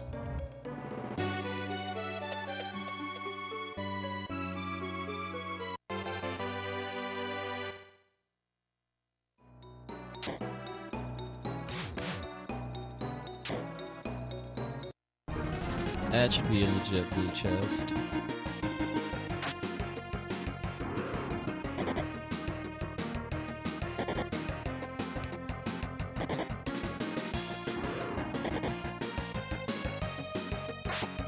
Hey, that's a luck creep spare. We'll get my first jelly pill tonight.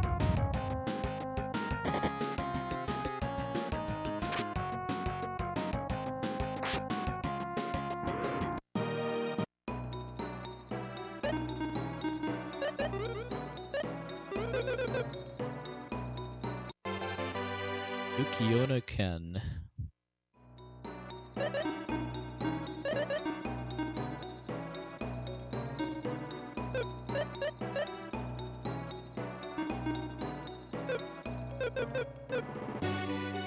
It's a salon weapon.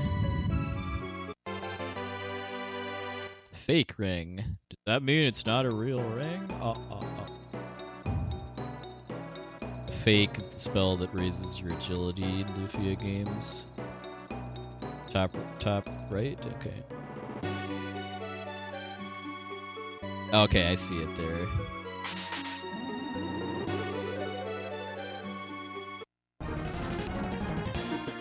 Really nice, really nice to have it right next to a a real bush too. Difference.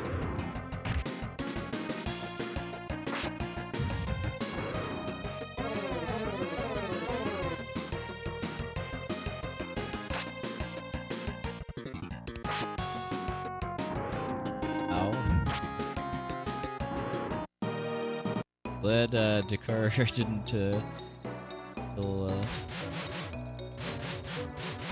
doesn't just instantly respawn.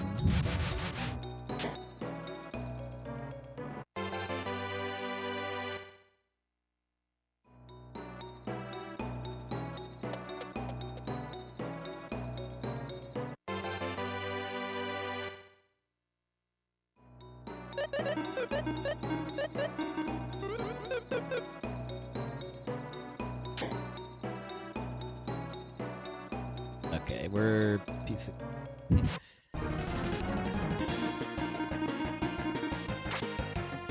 I don't need to be that afraid of assassins and ninjas, but I'd still rather not tempt fate, because yeah, assassins have an instant death attack. Hello there.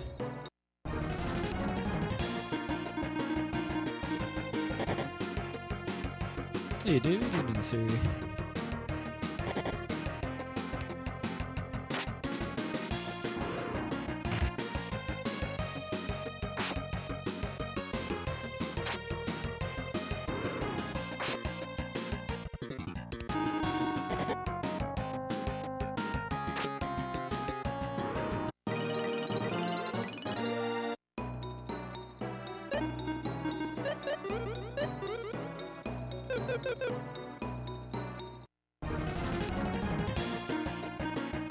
We get the psychedelically colored undead here.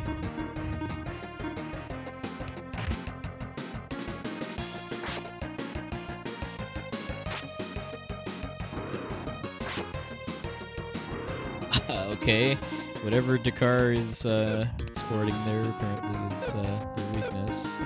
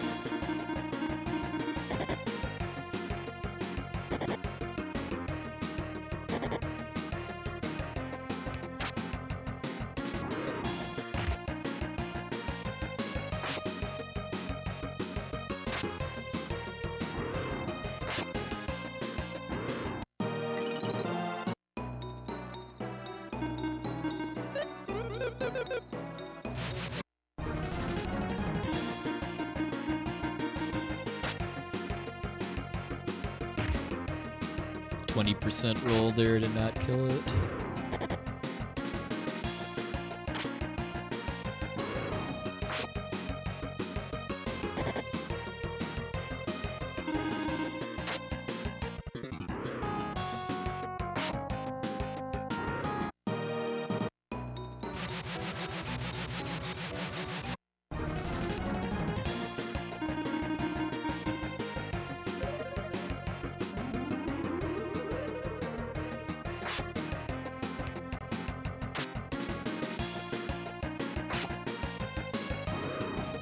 Shadows are not actually undead. That's okay. I never would have suspected that.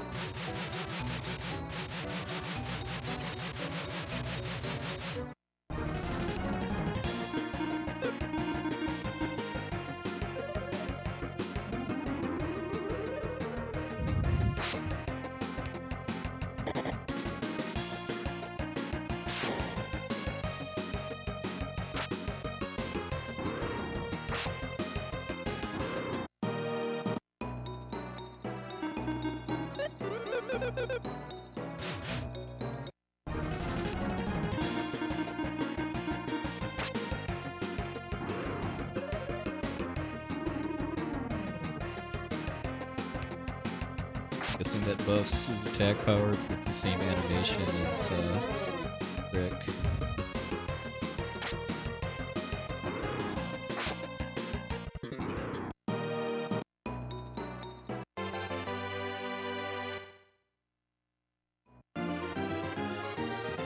there's the other revival spell.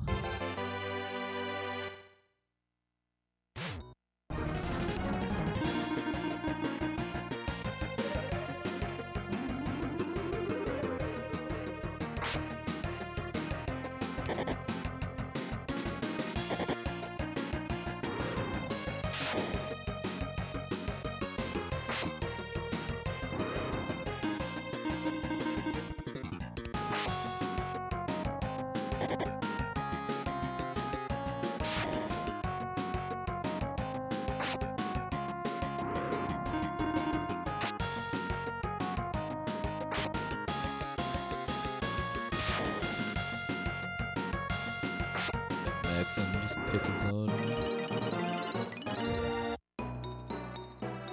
I could have also had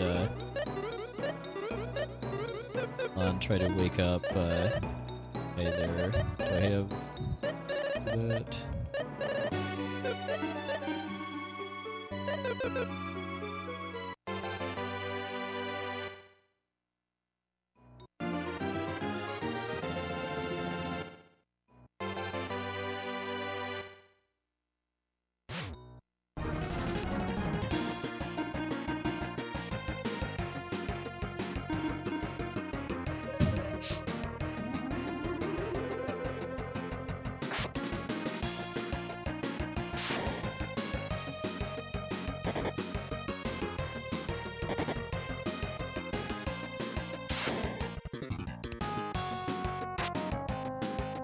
Andy.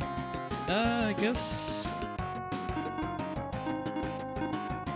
it got fermented so much that it transcended the normal state of potionality.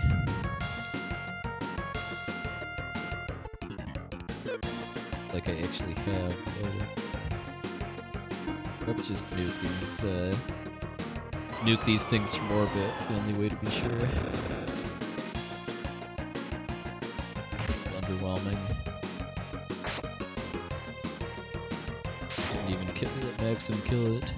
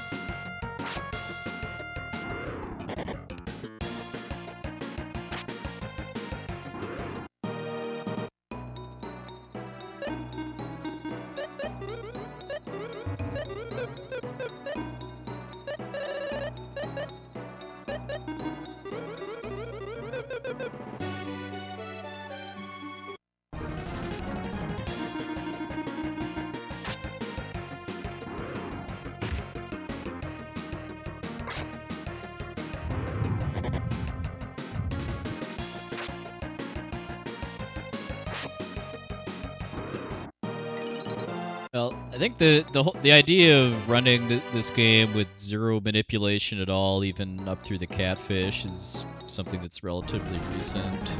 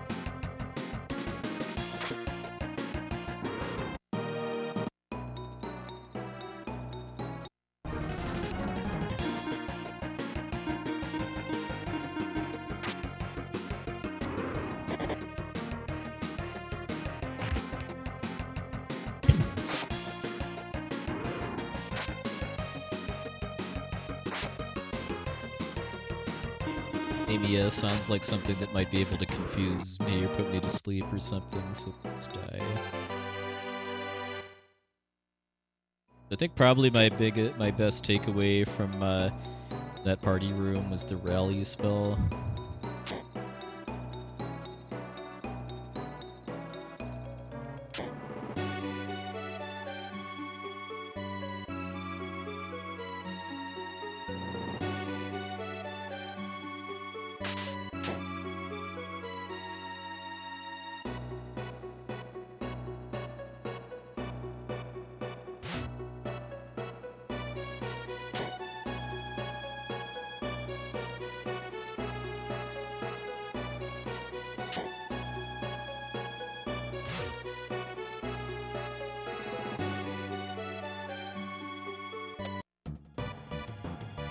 time for the music downgrade.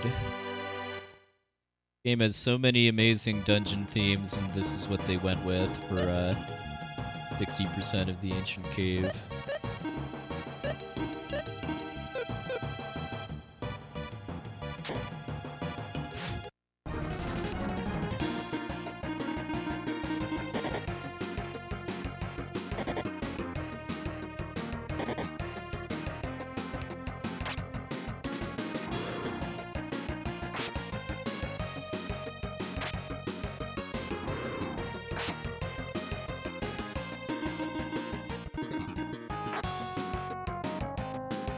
I defended there. Yeah, I'm not saying it's bad. I mean, it's just not something I want to listen to for hours and hours on end. Like, whenever you hear this in the normal game, you're only going to be hearing it for like at least casually, like, I don't know, like 10 to 15 minutes at a time, minus time in battles.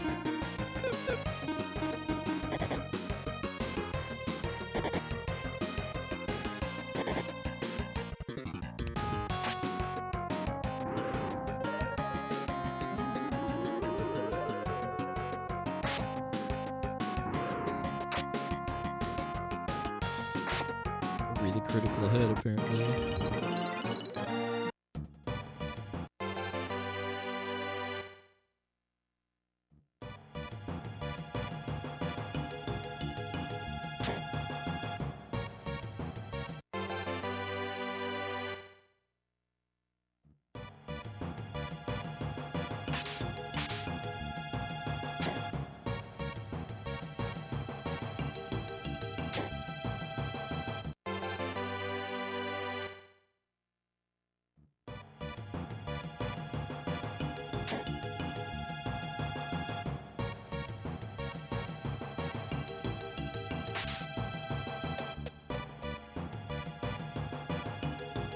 Chords.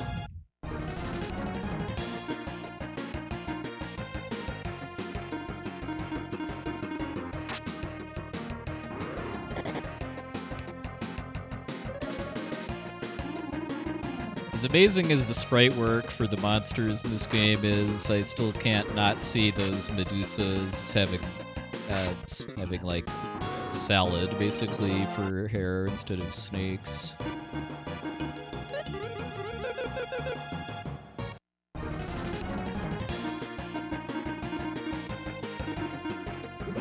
Hey, get to kill it.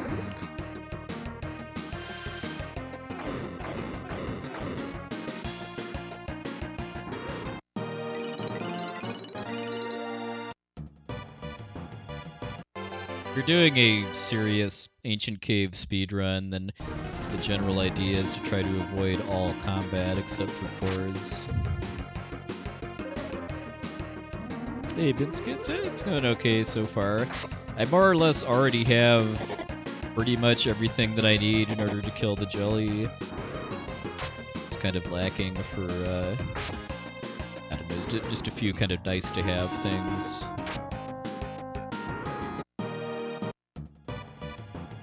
As I get deeper into the cave, I'm just gonna start just kind of rushing through floors as I get stairs, just trying to get all the treasure.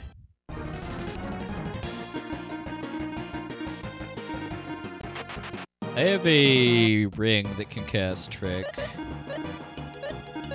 Power ring. That's called Tweak instead in this translation, but yeah, it's...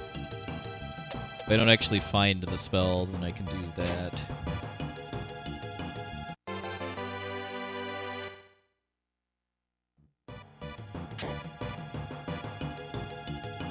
I'm guessing if I made it to the jelly with the exact loadout that I have right now, I would want to give that ring to Salon to use Trick on other characters, and then have Maxim spend his turns using the Cancer Rock.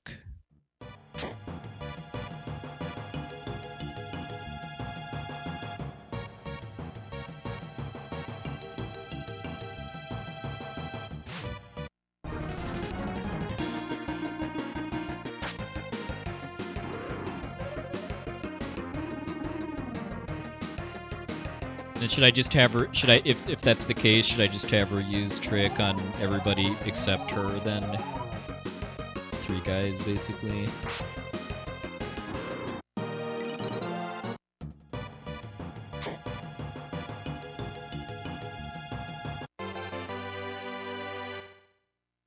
Okay, yeah, I knew that they boosted that because that matters for the vanilla speed run, but I wasn't aware what the exact percentage was. So yeah, 25% is good to know.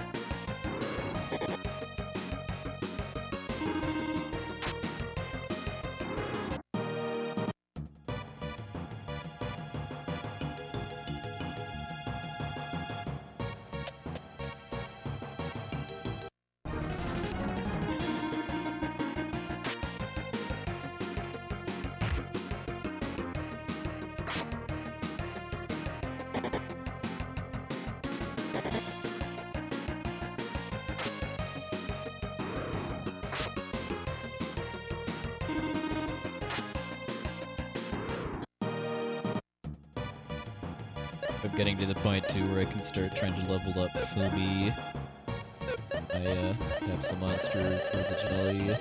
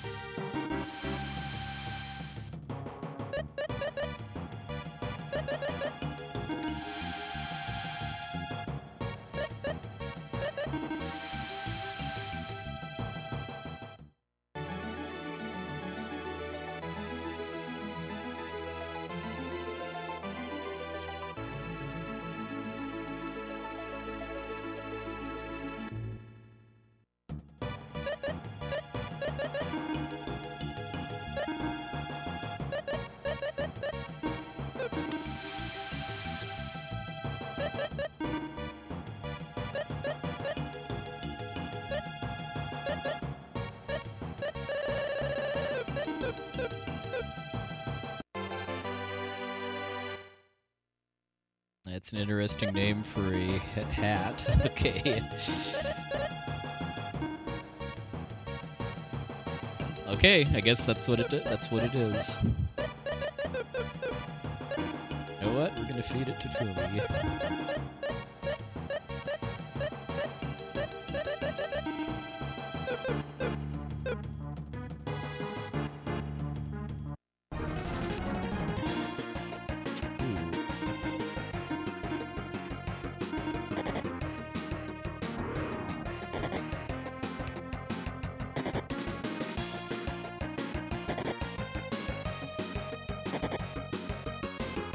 Please kill.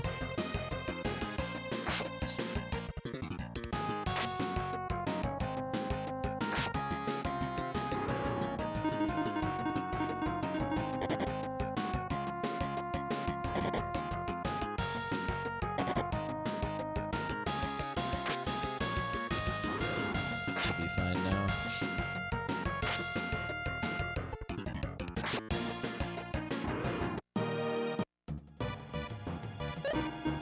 They can't, at least if they're gonna knife throw her, they can't do it. The same ninja can't do it twice.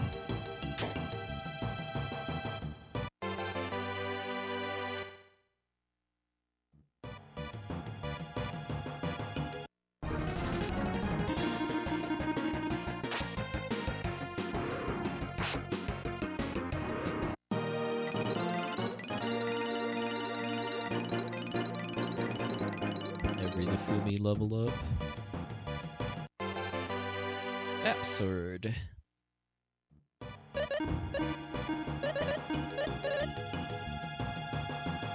That's a pretty nice weapon.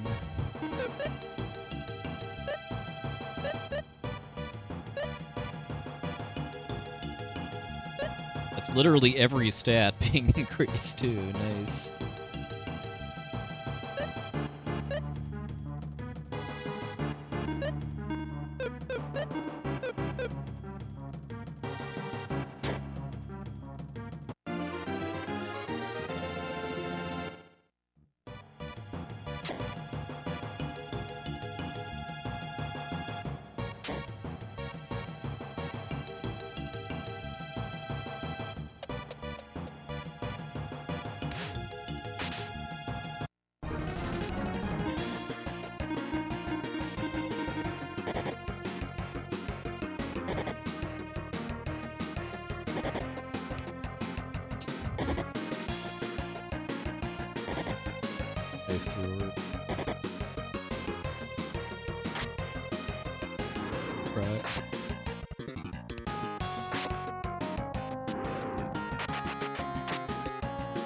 You coward.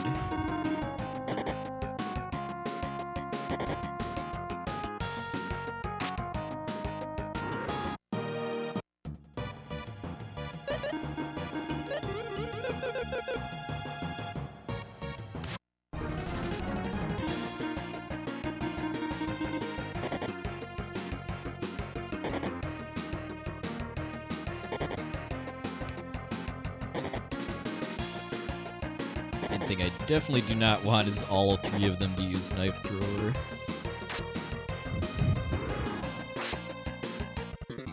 Oh, as in the ninja mist? Yeah, that's reminding me of a highlight that Elmagus has of surviving a ninja fight that he should not have, as far as like that he only won because of Sully outspeeding a ninja and then Parrish punching it or something like that. I've never played any Xenoblade Chronicles games.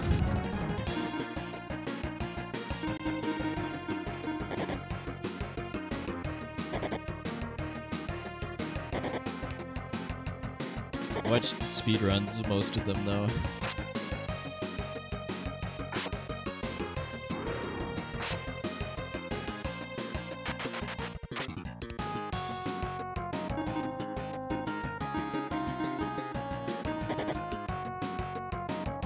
I believe you just have to find items in order to recover MP. I don't think there's MP recovery tiles.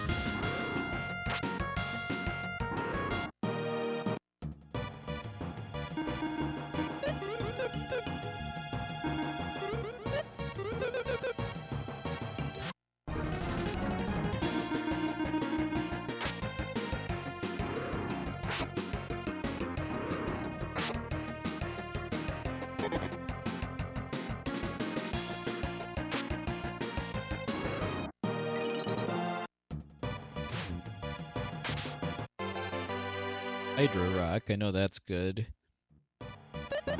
Hidora Rock, it's mistranslated in the game. Is that better than the Cancer Rock?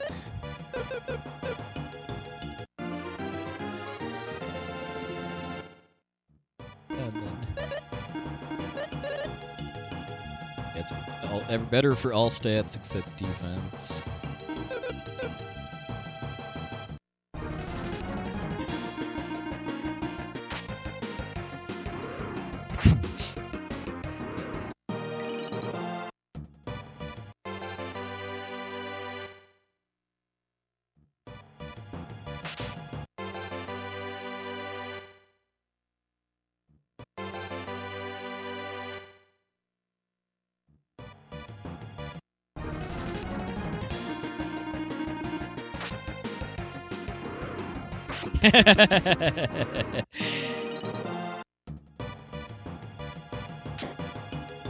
Well, the impression I'm getting, at least for the normal game, is that doing a speedrun on it would probably be harder than the vanilla game, because there's some bosses that are harder in the patch because of bugged attacks or stats being fixed, but for the Ancient Cave, it wouldn't surprise me if it ends up being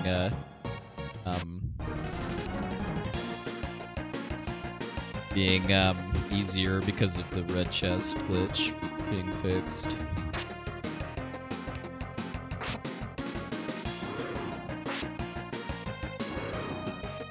Do you not normally find rocks in red chests in vanilla?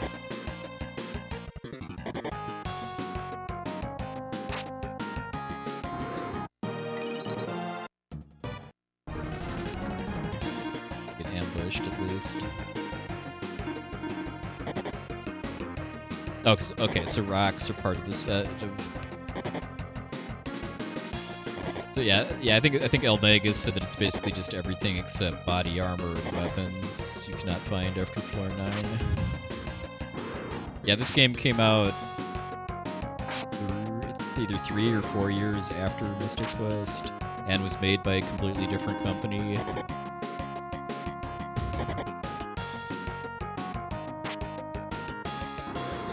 Pretty much the only game that I would say was directly inspired by Mystic Quest was Final Fantasy Legend 3 on Game Boy.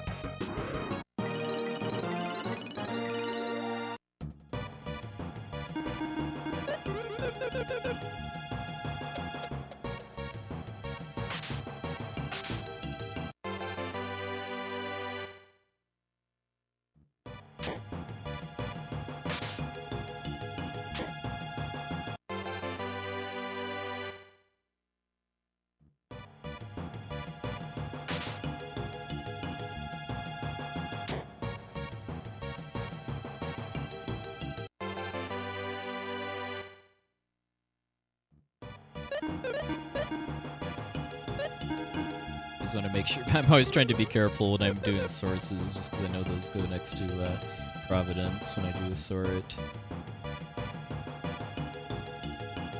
And Providence warps you out of the cave, so run over in that case.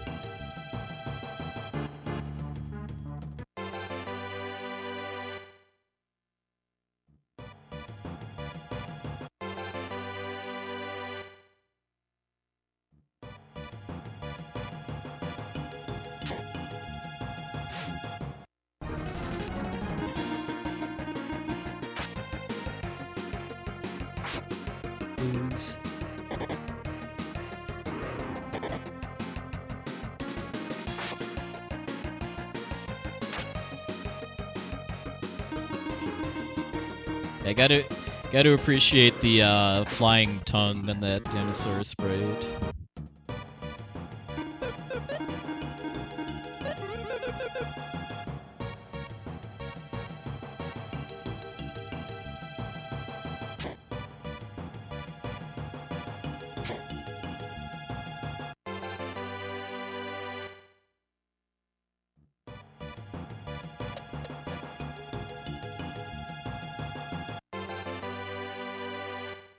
Yep, RPG Dino.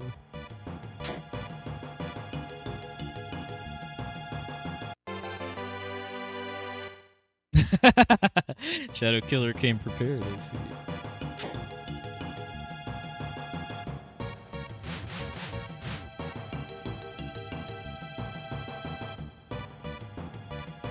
So did MSK.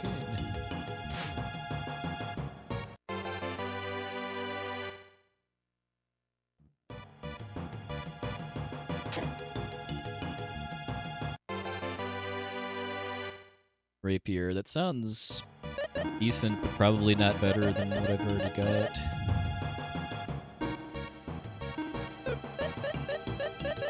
nobody can use it. So that's probably an RD weapon.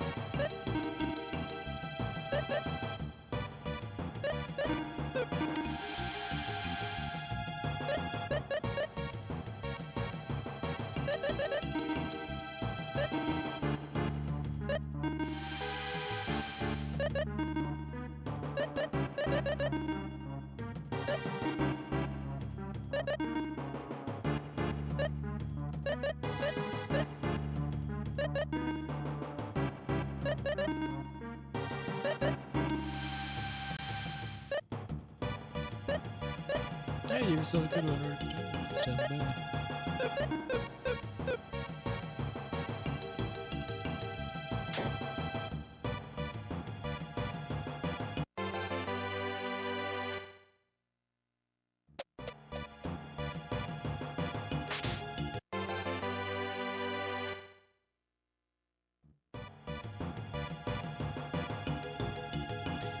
So is that the main reason why RD is used instead of Salon in the any percent run is because of equipment pool? Because I know Hundo runs use Salon instead.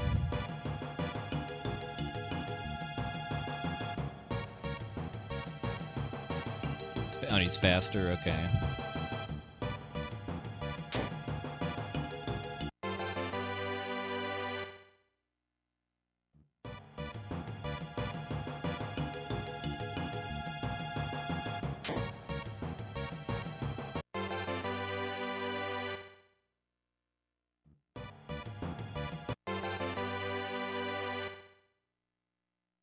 Why is Salon better for 100% runs?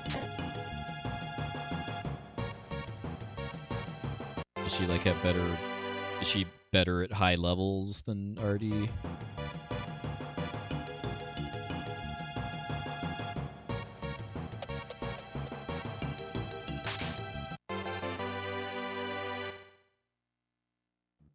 Okay, I just feel like I've the rare times that I've seen someone doing a 100% cave run, they use Salon instead of RD.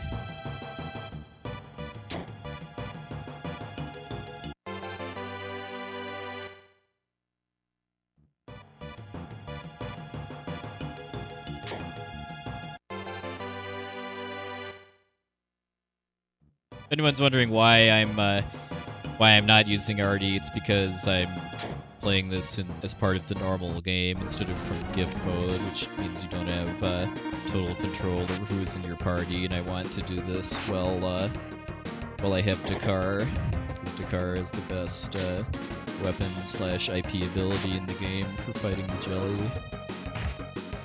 Holy punch.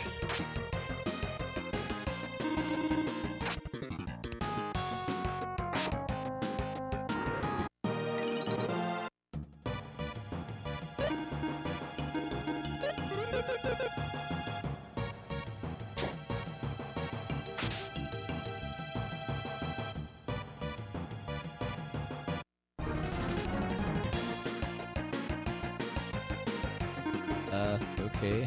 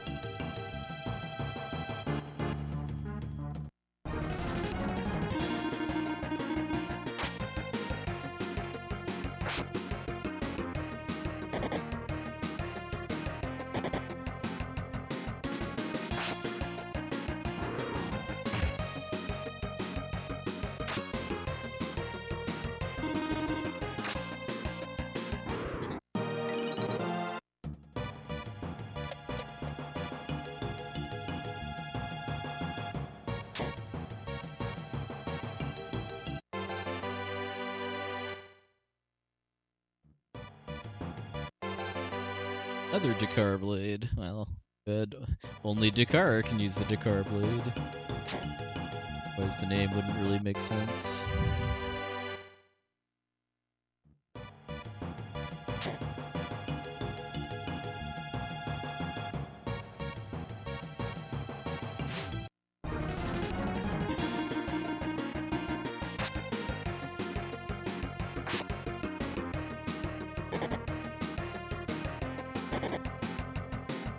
Yep, I kind of figured that's what they were, which is why I'm giving them a wide berth.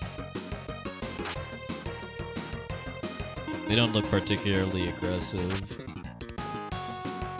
Outside battle, at least.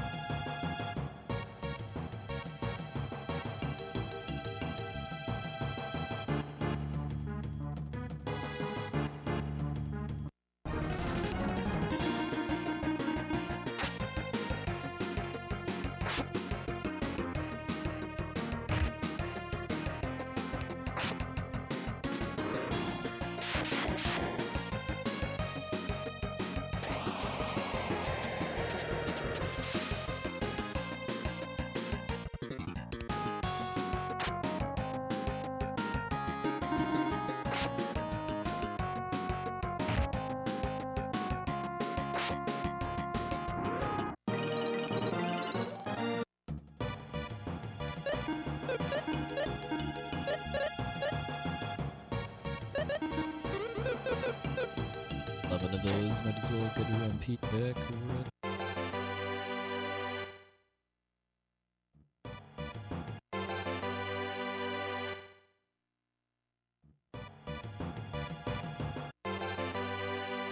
Would have been nice if I didn't have blue chest weaponry. 2 attacks. Kraken Rock.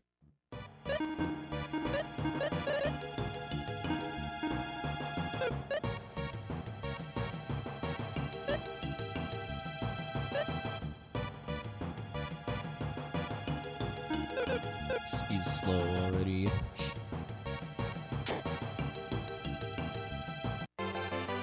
That's Mist Ring. Good for magic.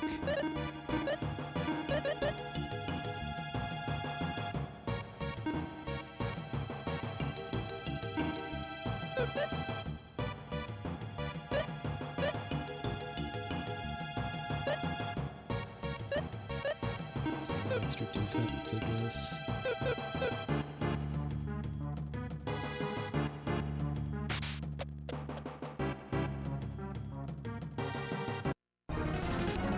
Hey, don't blame me, just blame red chests for being bugged in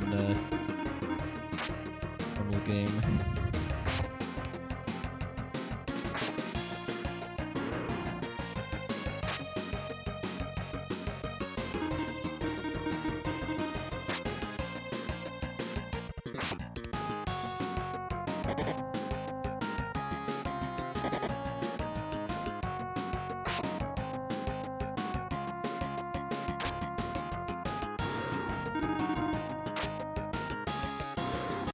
Yeah, exactly, Fireball. And Sully for your capsule monster. I don't have access to either Artie or Sully in this file, though.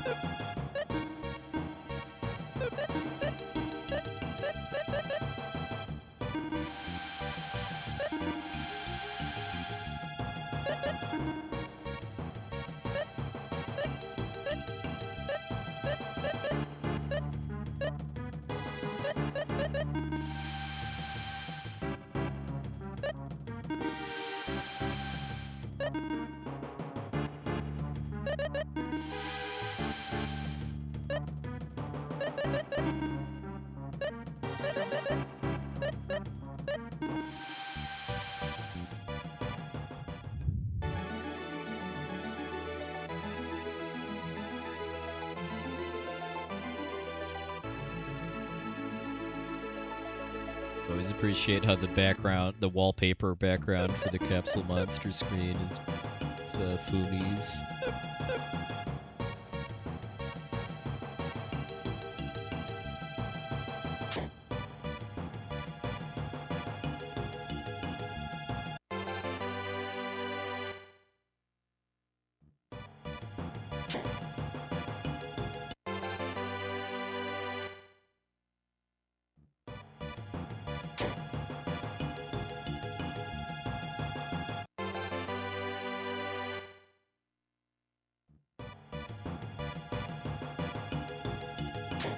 Hey, Faith Lizelle. I love that bear sprite too.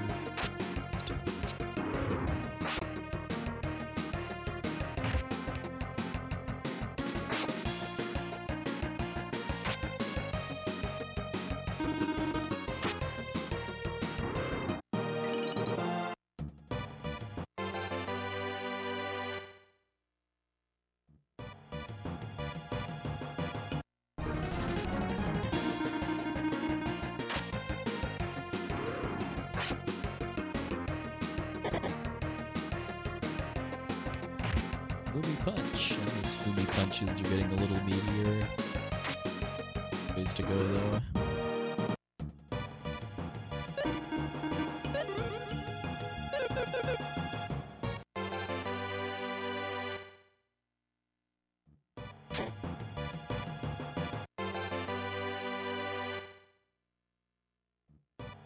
Like I can pretty much start pretty comfortably just booking it for the jelly at this point. Sounds like I'm very, very much ready to kill it.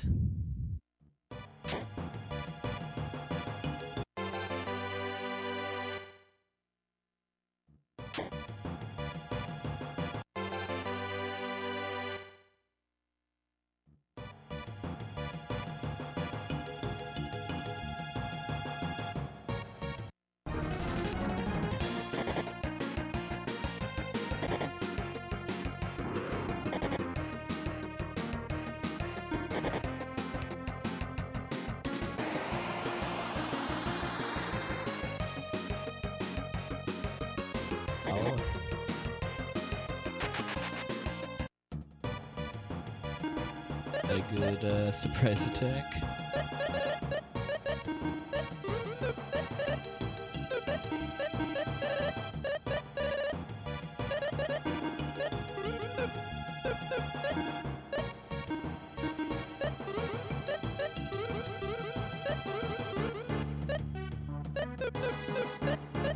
Car lost his IP. It's on at max.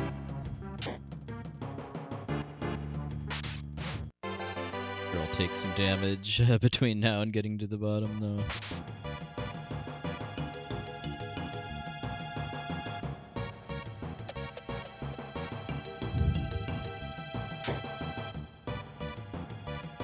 With 43 floors to go.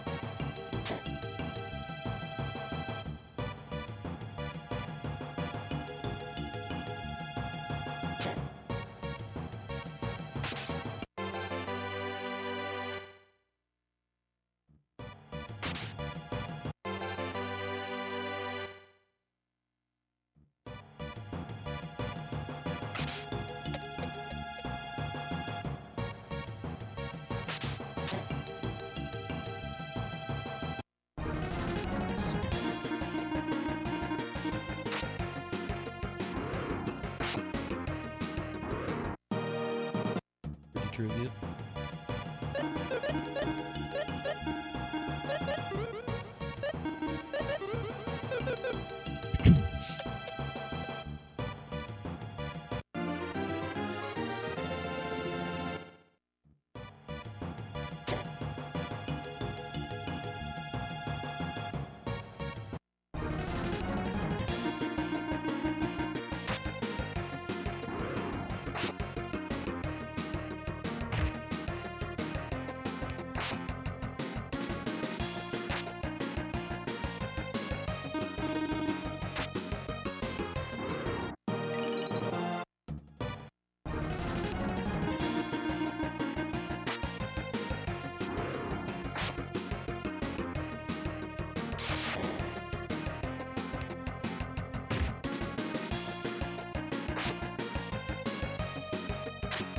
I think a fractional weapon for Maxim would probably be helpful, like a Myth Blade or Gold Sword.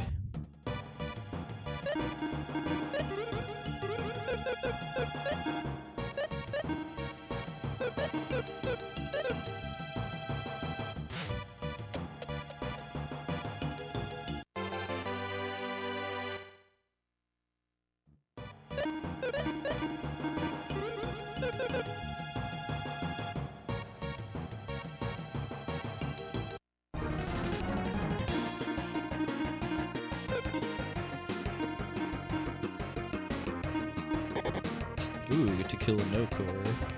2 no-cores! Assuming they don't kill me. But when I'm at full health.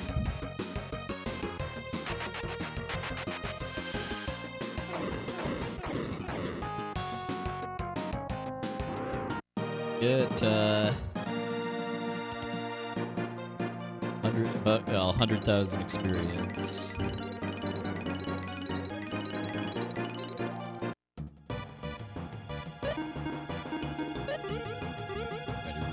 Number of digits in that.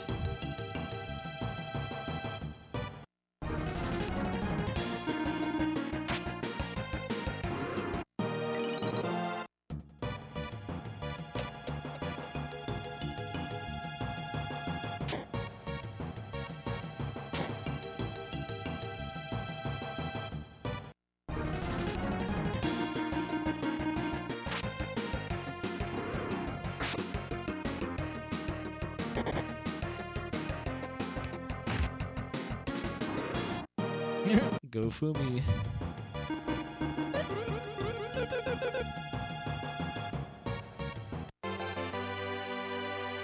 No cores are the final evolution of cores. Like King Metal Slimes from Dragon Quest.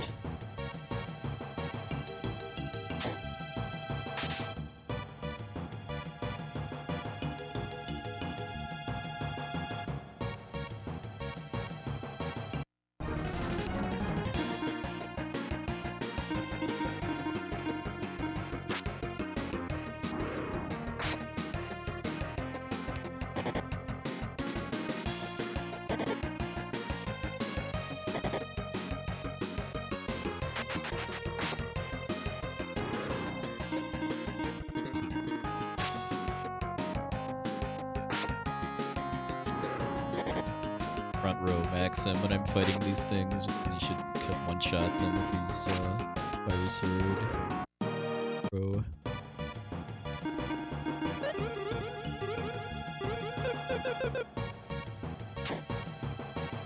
Another core down there. Don't mind if I do.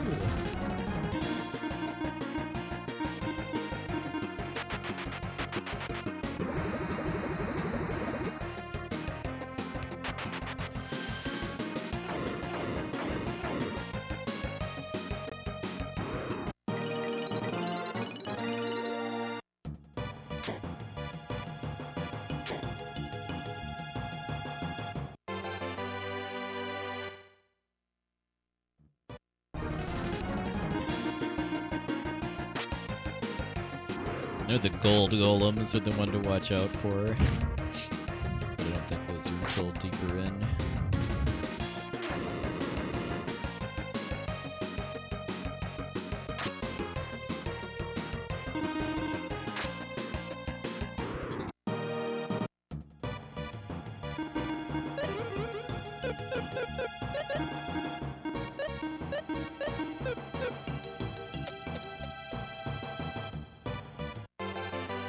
Another Kappa spear, also known as water spear.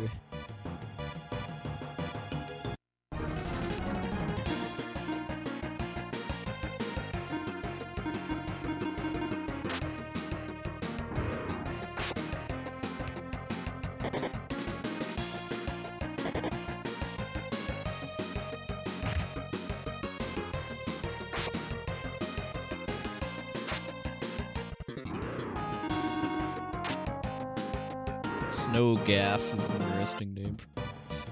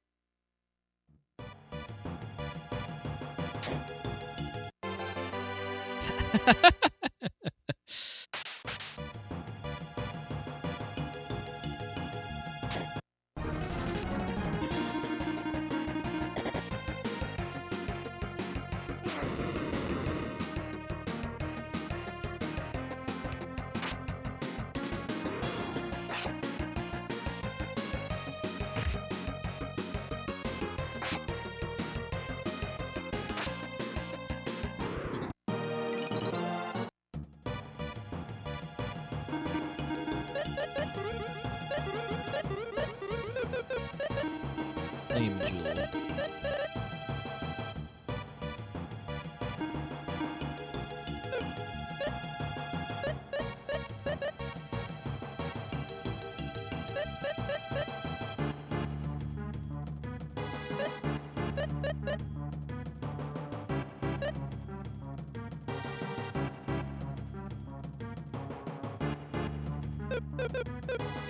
No.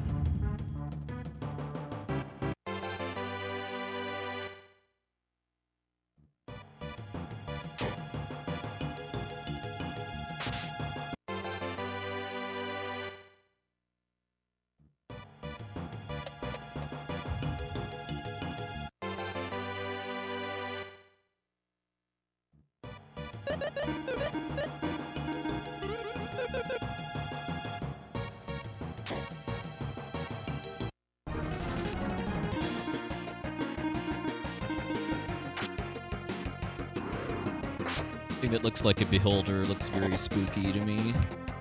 This guy.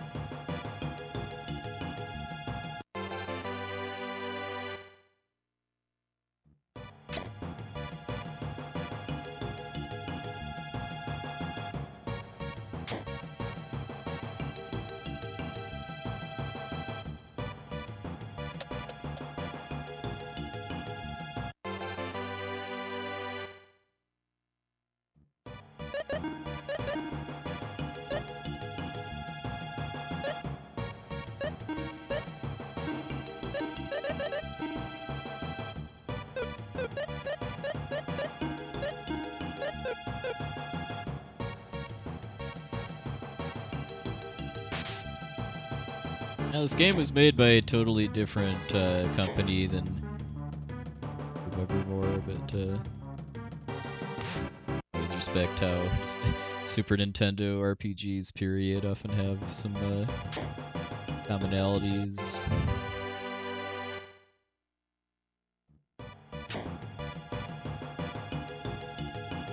Things I know are dangerous.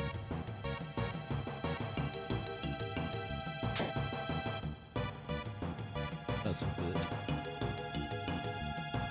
This one I might need to mess with though.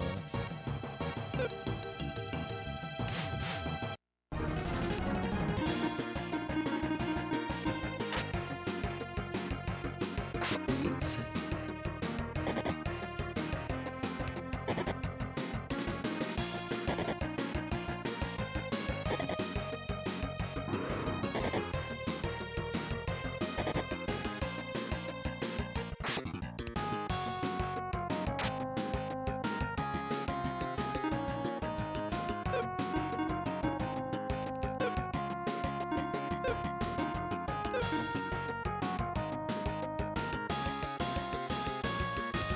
I should use some IP on this just to make sure I think there's no funny business.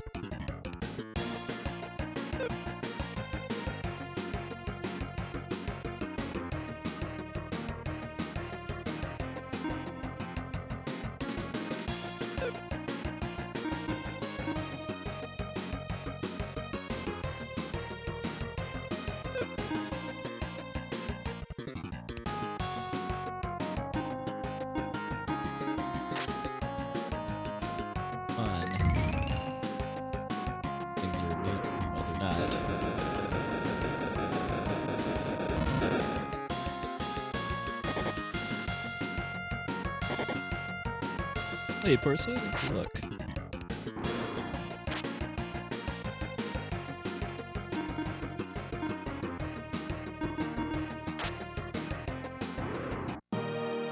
That was scary.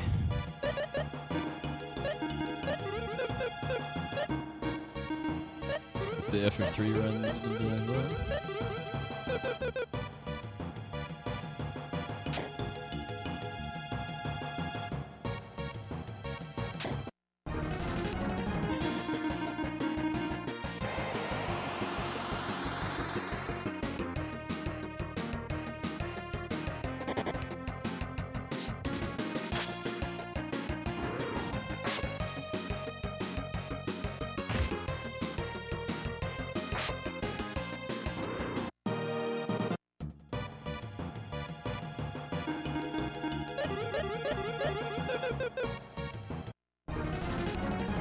Another thing that would be nice to have too would be the champion spell, just so that in battle healing can be more of a thing. I need it.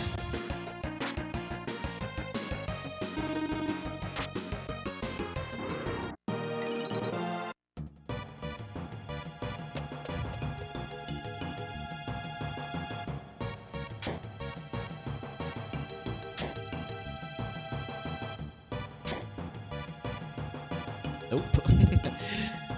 Nope.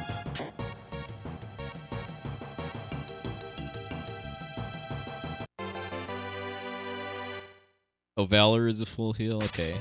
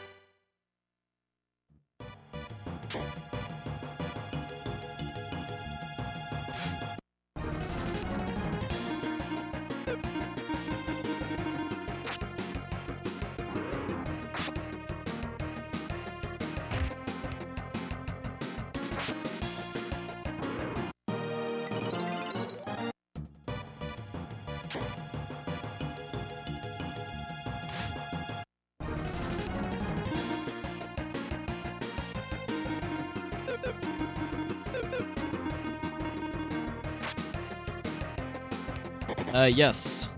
Hopefully we'll actually see it as far as the Jelly's floor being unglitched out.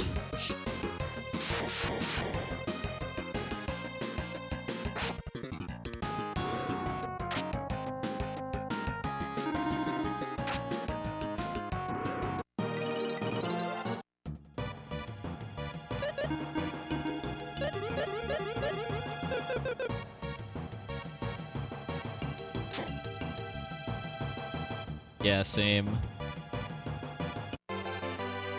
Number 3. Yeah, almost everybody can have a Hydro Rock now.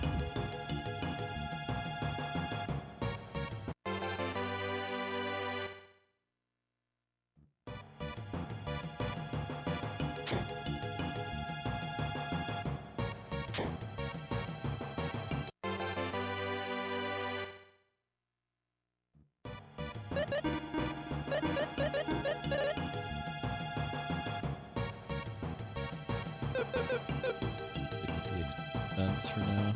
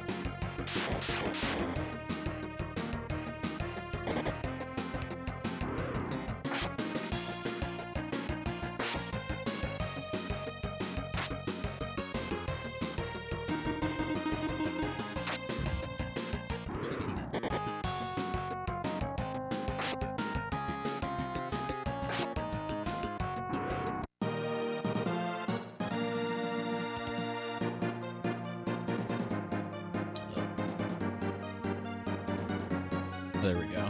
That was a little slow. Yeah, normally there's a glitch with red chests in the ancient cave where you can't get most types. You can't get basically anything except items, weapons, and body armor after floor 9, but I'm playing with a patch that fixes that bug. I'm translating stuff.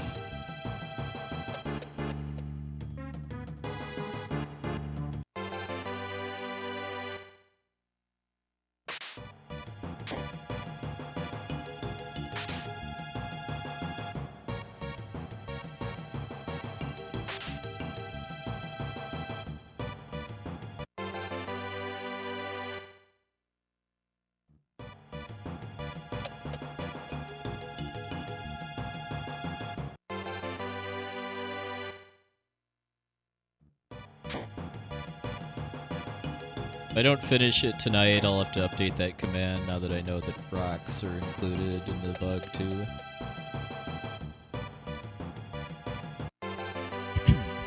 too. High power ring.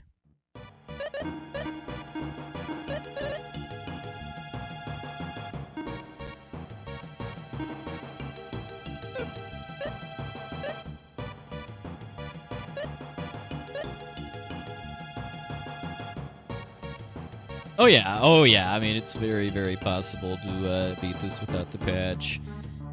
The patch is just gonna end up making it easier because of having better gear. I can find shields, rings, helmets, and rocks anywhere in the cave instead of just on the first 9 floors.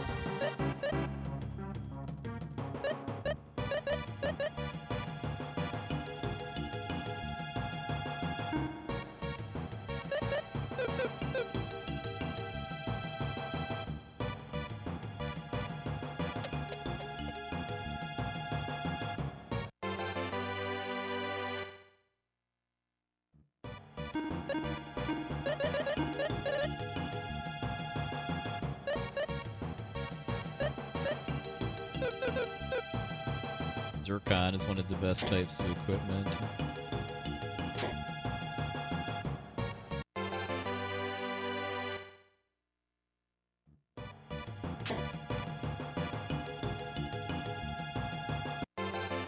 Hey!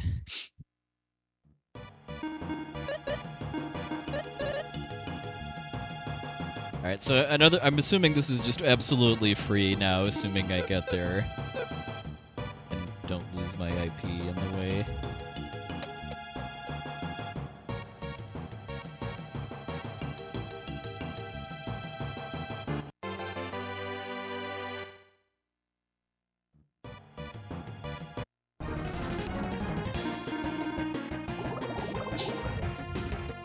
Yeah, I think they're just gonna rush for the stairs now.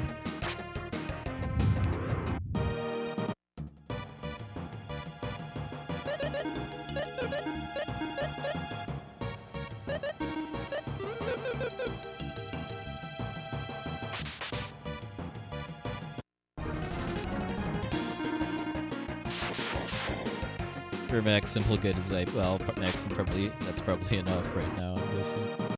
Sure, I'm probably gonna take more damage before getting there. Yeah, we are beelining it for the bottom now.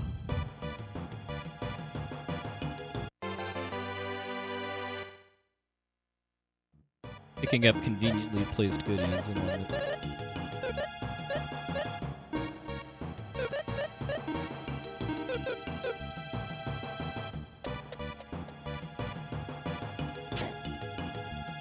I'm sure you are.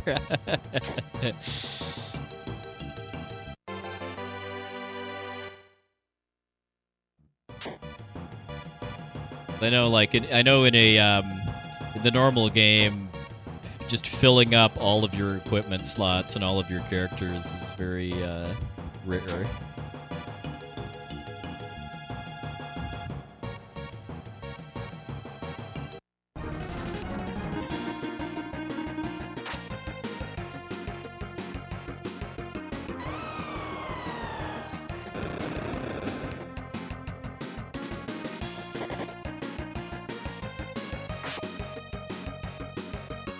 I don't have any plans to run FF6 anytime soon. I'm sure I'll run it again at some point, but there's a lot of other games I'm more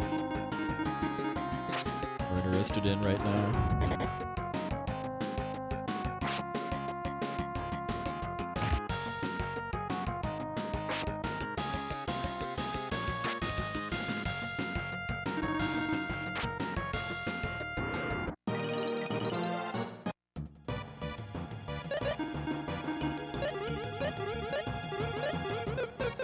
If I had Curse Lifters, it'd probably be a good idea at this point, I think, to put the Deadly Blade on Maxim, but I don't.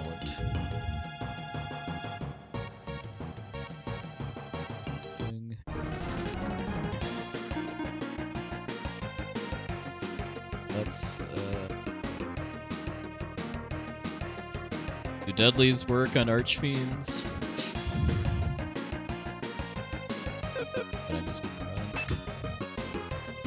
I probably should have tried to go for it. But it was move. Well, that's because it does 2 attacks.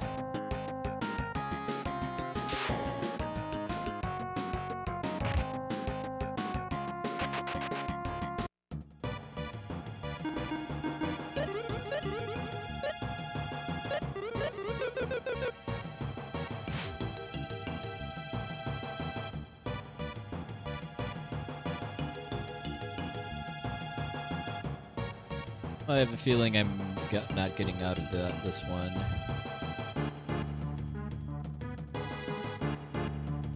Yep, I have that room. This way I can farm a preemptive. Thing's eventually gonna get bored and move away from the door.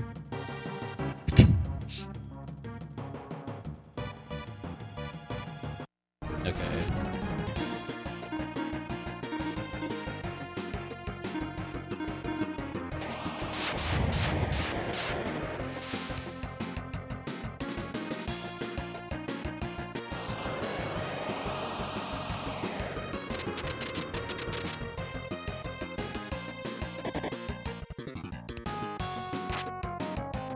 Come on.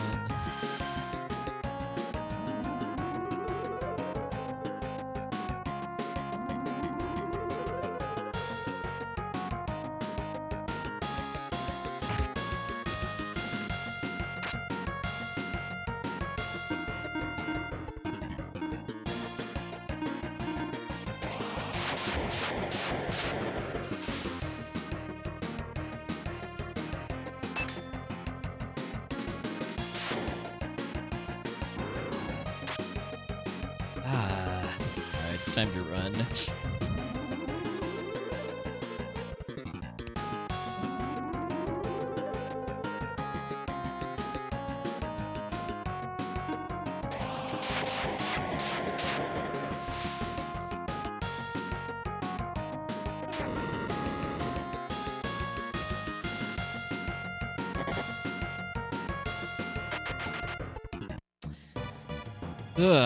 Salon, please. The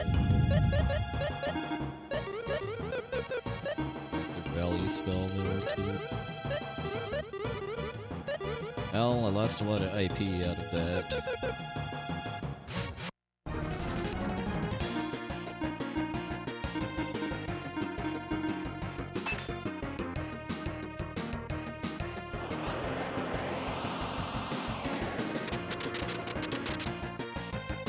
Be getting some of it back, but not as quickly as I want.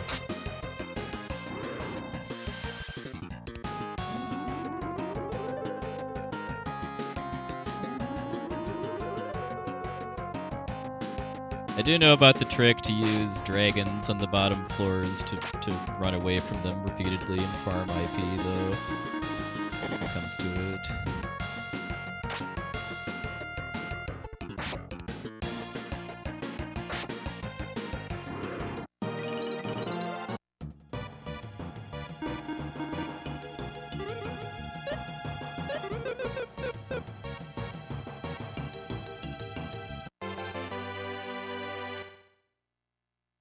Hoppers, okay.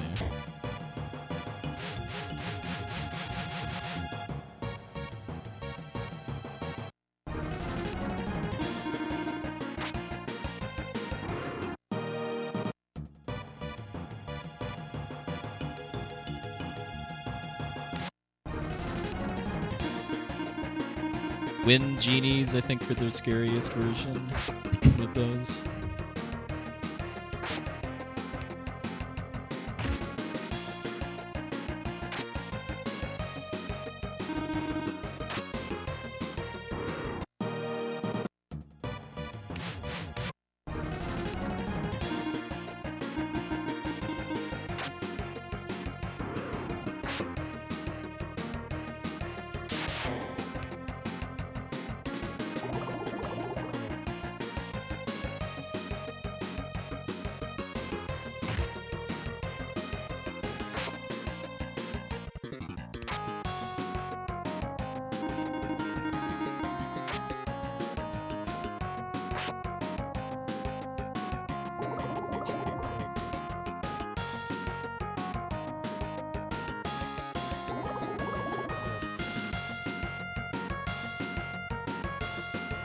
Good thing I've got loads of miracles.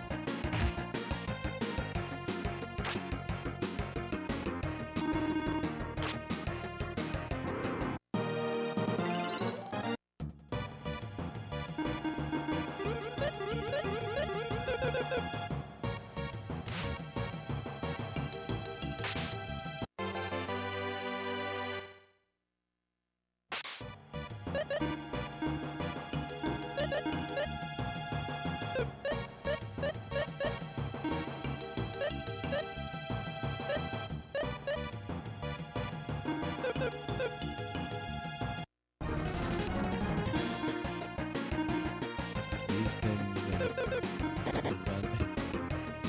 very dangerous.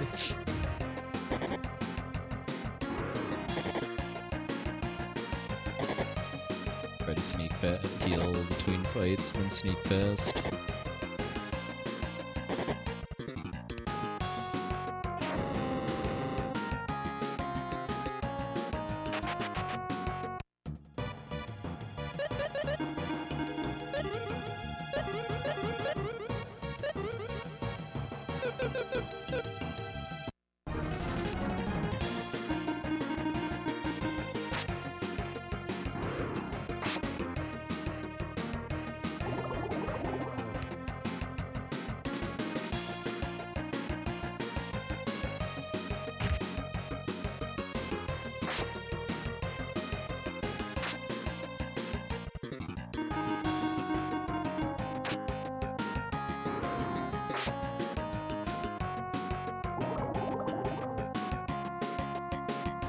For doing nothing, Mr. Genie.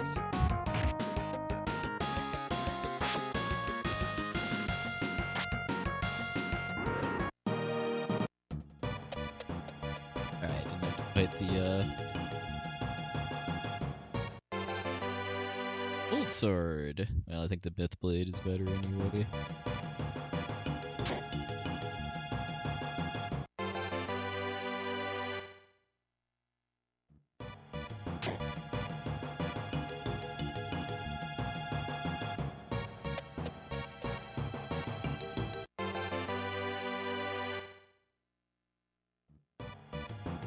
I'm staying away from you.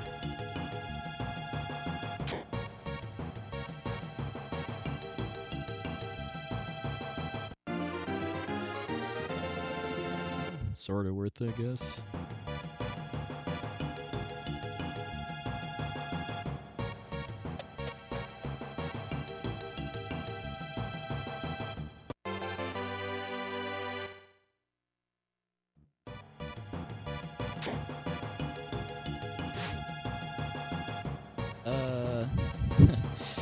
Not a great situation unless I can bait this or sneak past it.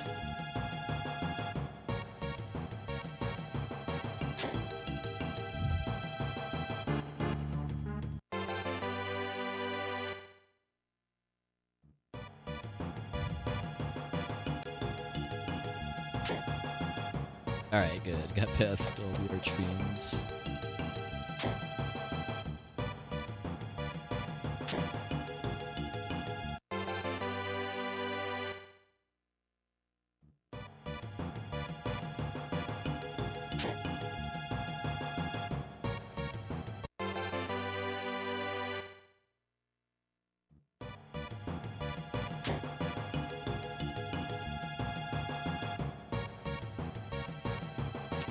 stairs.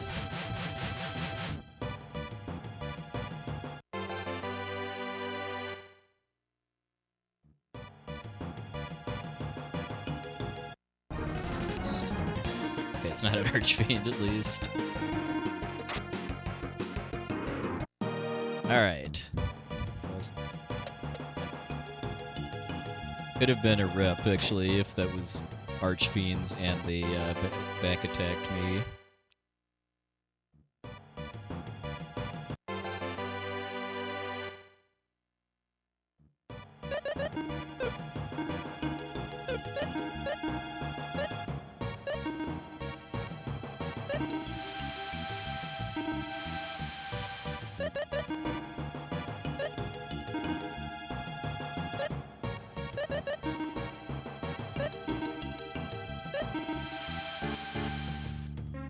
Oh, you can't get back attacked by Archfiends? Okay, that's a little minor relief then. Hey, you're a friend.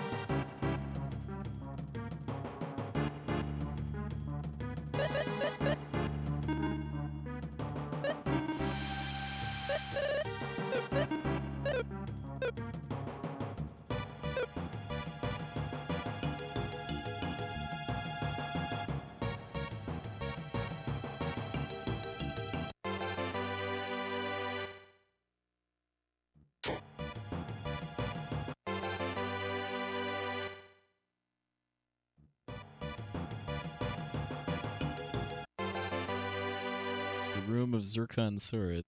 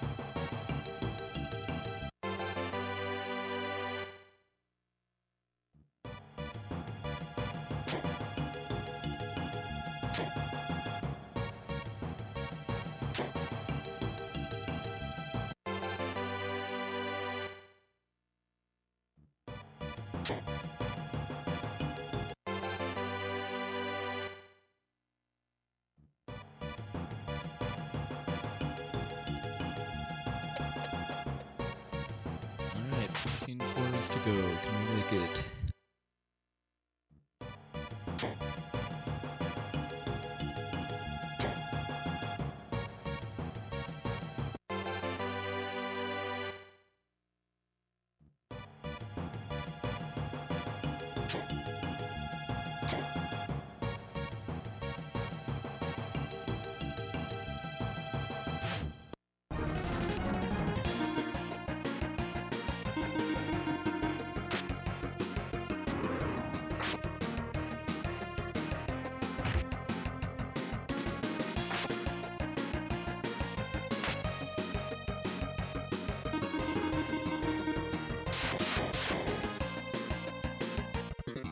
Like that's fine because it gives me IP.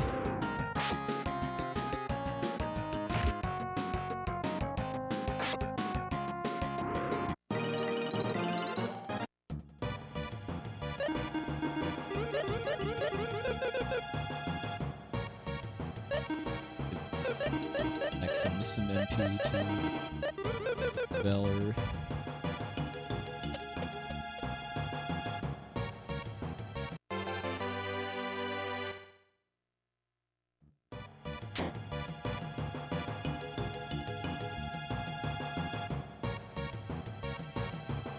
possible Archfiend can keep that chest.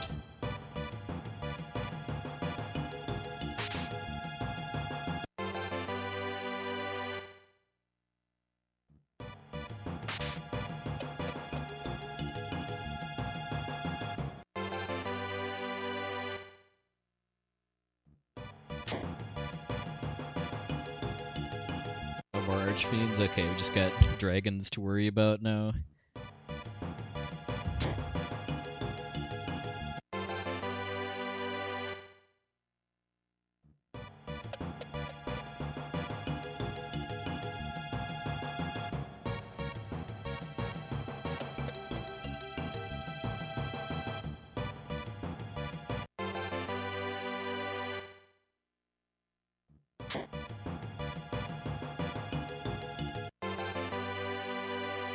Some IP though, but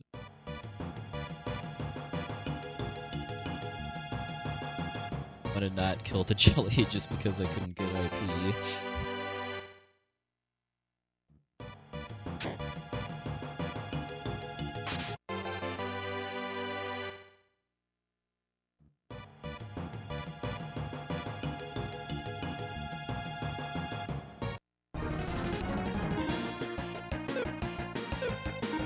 Probably try to farm a preemptive on this if I keep.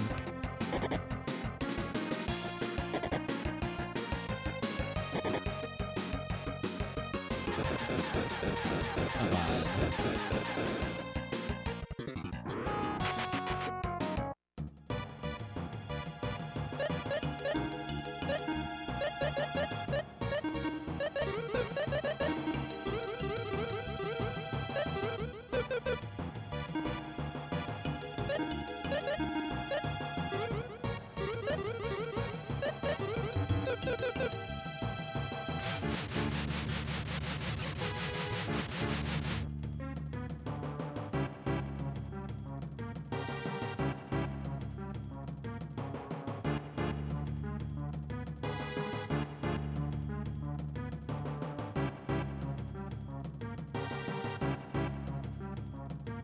That sucks.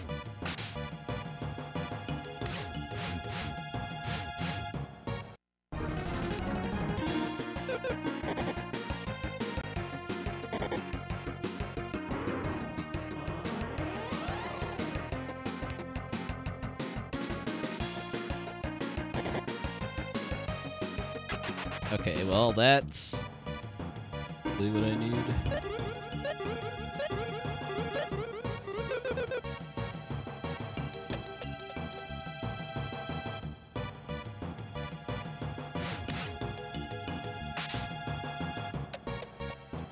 Needs full, okay.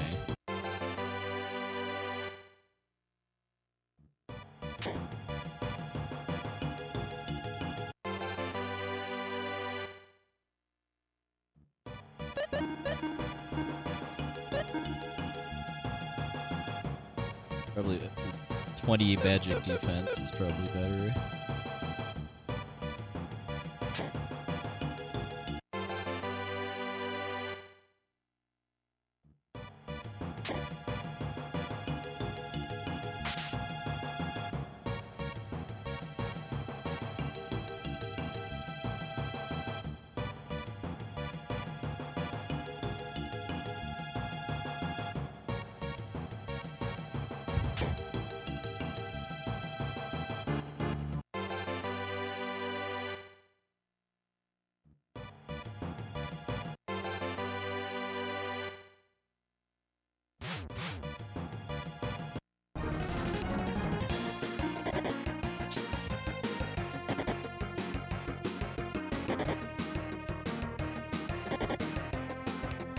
That guy.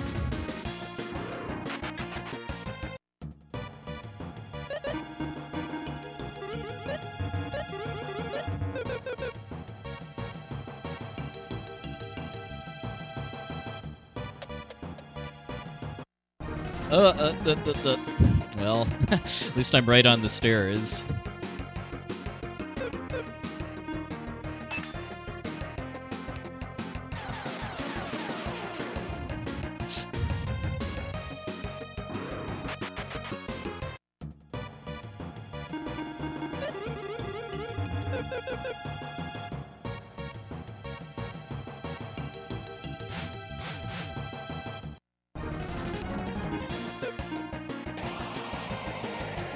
Definitely.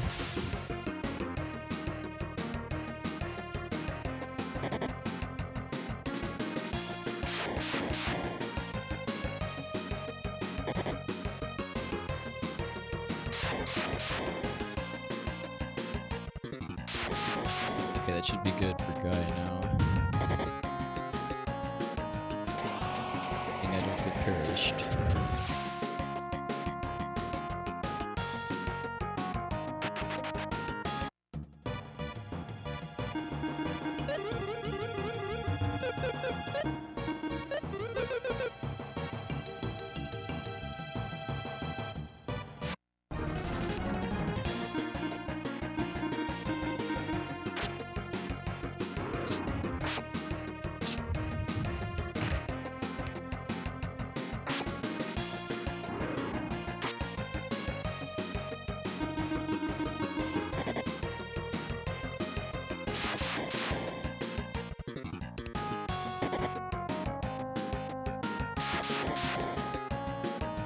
That coming, just don't use Perish, please.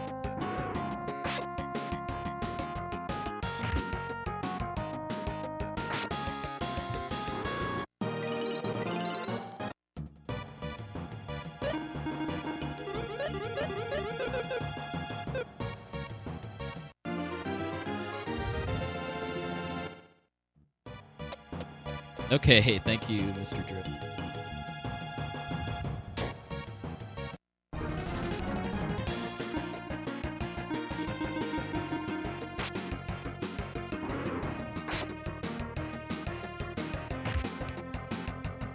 I'll do a Max and Valor in this fight.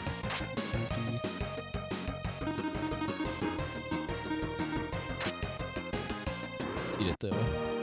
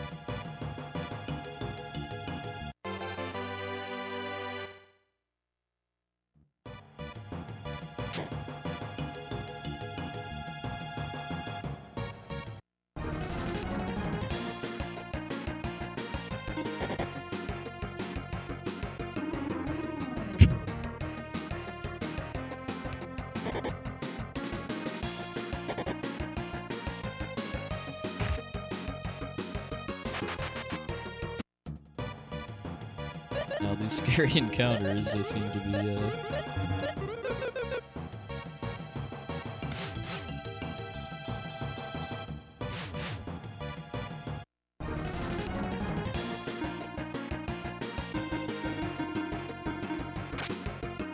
Alright, thank you, Salon.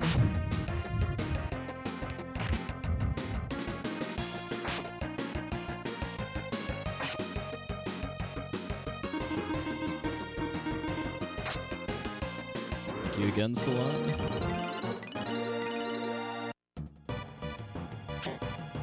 I don't know how much more of this my heart can take either.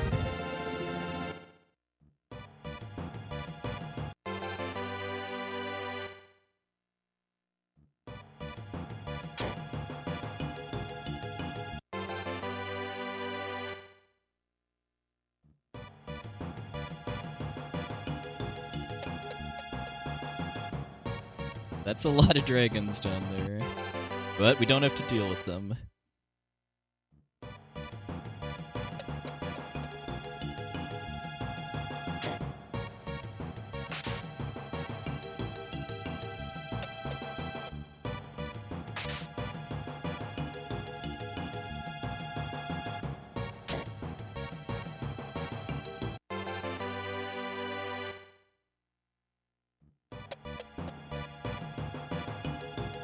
more to go.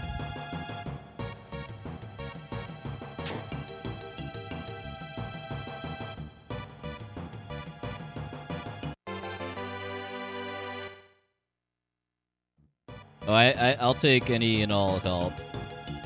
I think I know what I'm doing though, but we'll worry about dodging the dragons and then getting set up for the jelly.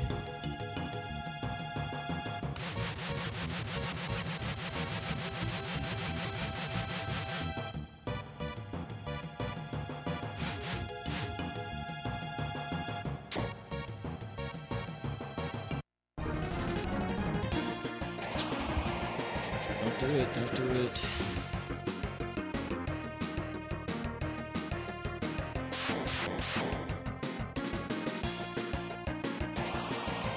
Variation's so scary, even though I know the odds of it actually killing me are low.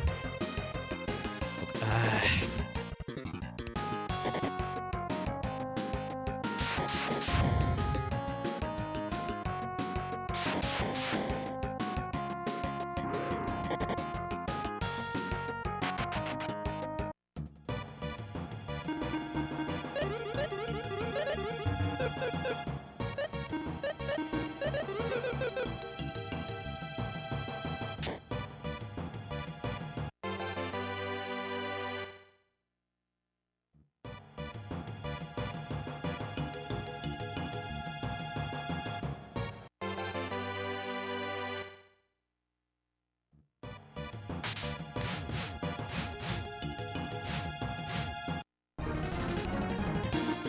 Copper, okay. Well, we're gonna use this to farm for Guy, I guess.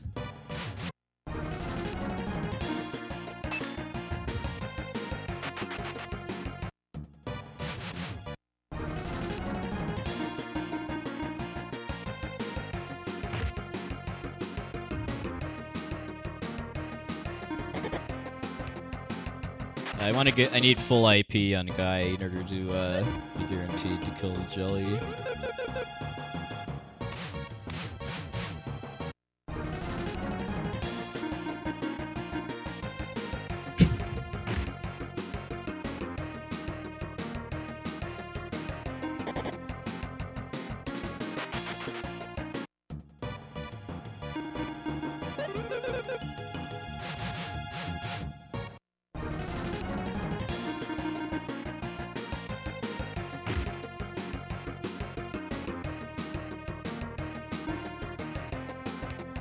Oh yeah, I'm sure.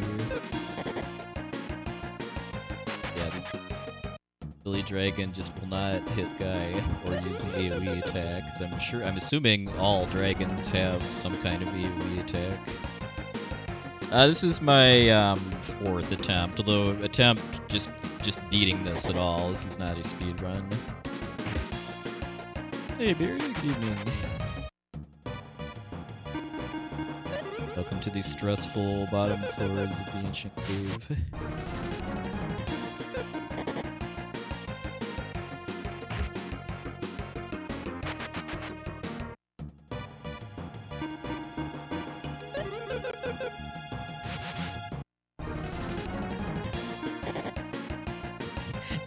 This is getting ridiculous though. It's been like over 10 fights I think at this point, and it just will not attack Guy even though he's in the first slot.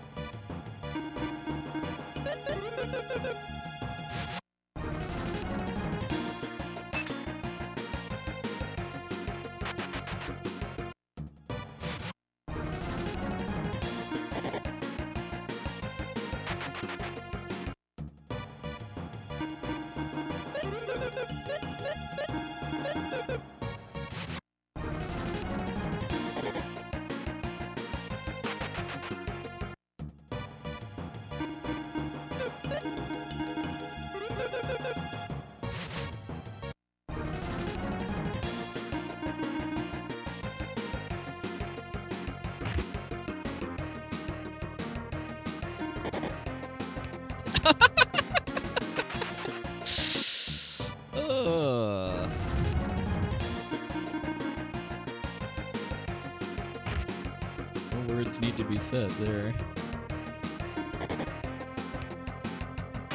And of course, it damages the first slot once Guy is no longer in it.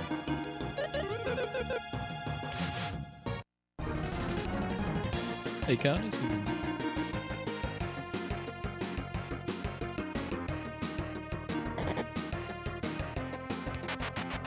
I need to do the defense somewhat.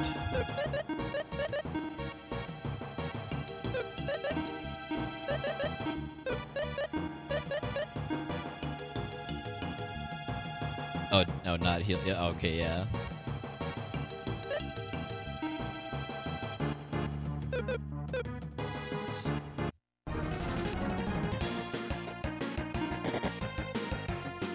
That's better.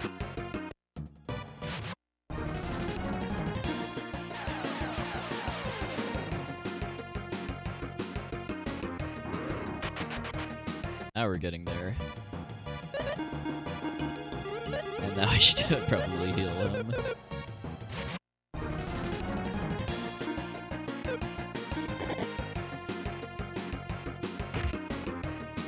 Yeah, I could just heal, but this is somewhat safer. And I mean, realistically, I don't think I'm in any danger at all of running out of MP, but I don't want to take any chances at all.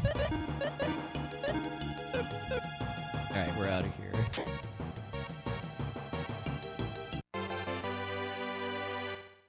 Where's the stairs? Not here.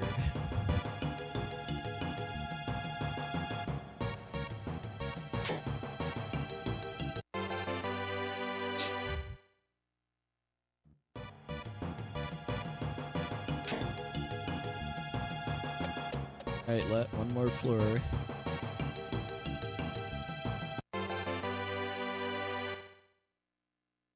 I think I did, didn't— oh no, I didn't. Okay, good call.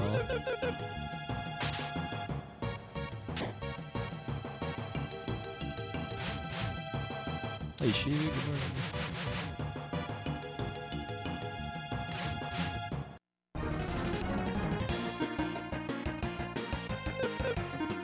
Army, first strike on this, if I have to fight it.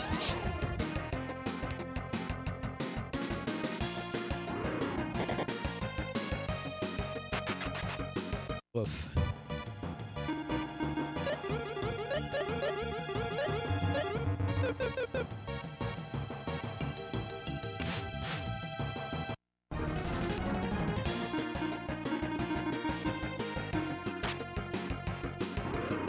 Good.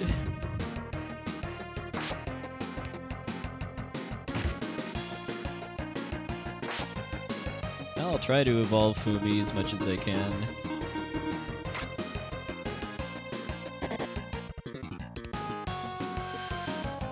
Apparently whatever element this dragon is, Guy has resistance to. Is Bolt Shield maybe? Like, is this Thunder Elemental or something?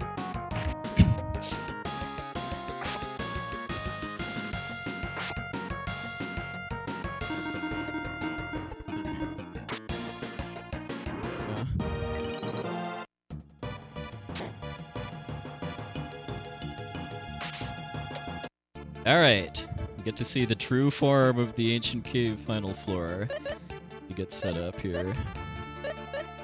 And listen to the glorious Doom Island theme. Alright, so as far as I definitely want this. And that. And do I want Mythblade on Maxim then?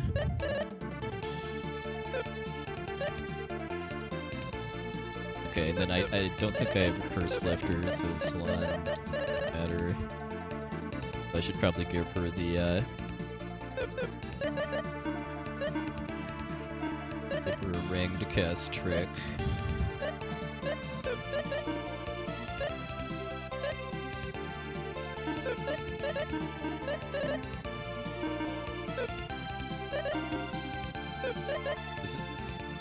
It doesn't matter, the high power ring and the high power ring don't matter as far as what Trick does, right? Because if that's the case, I'll just do power ring and then keep the high power ring on Maxim. Alright, so as far as the game plan then. Do Deadly Blow. Like, do I want to save the Octastrike for turn 2 just to make sure he doesn't outspeed Dakar? Well, he will actually, because he's got 30 more agility.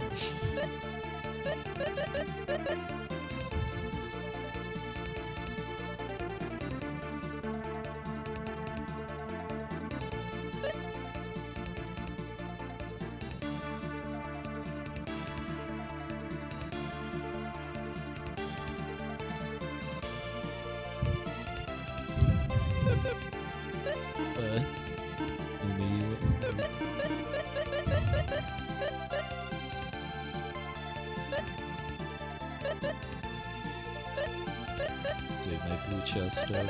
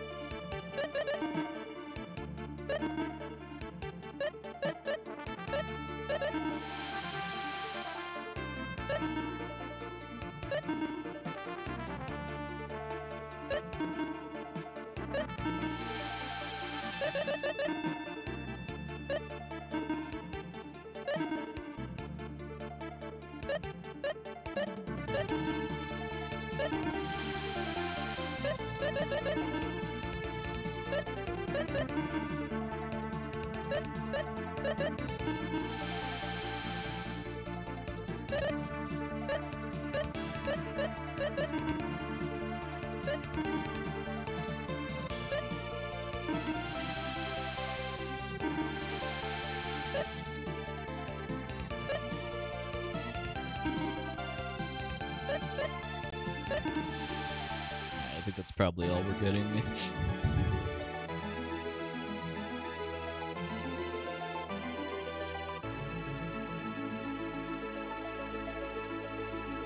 Megafumi. One last check to make sure my equipment's all correct. Gargades. Myth.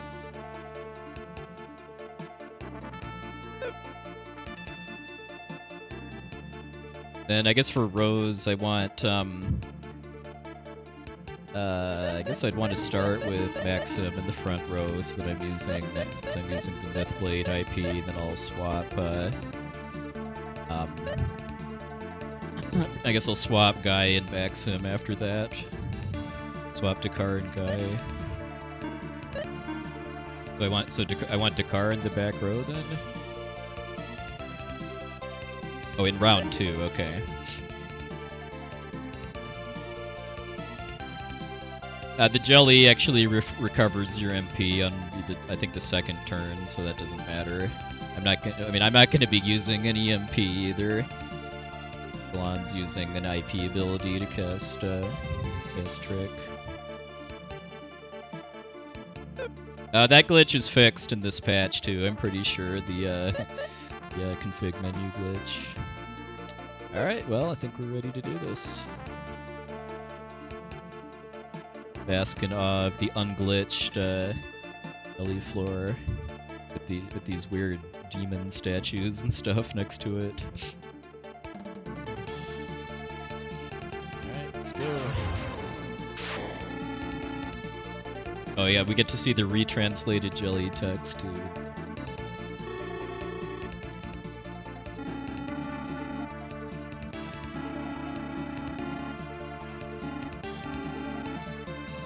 It says gelatin gestures, huh? Alright, so Fatal Blow, Fatal Fury, back.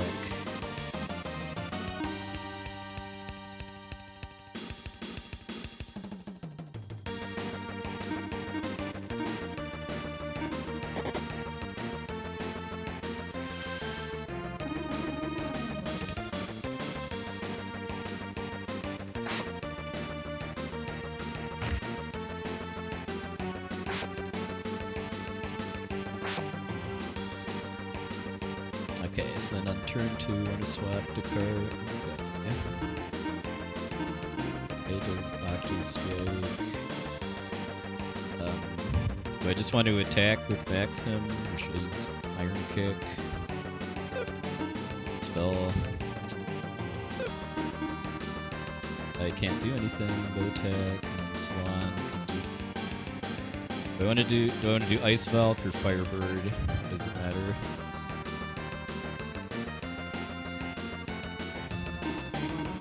And just do the same, well I guess, then just attack with Guy on turn 3.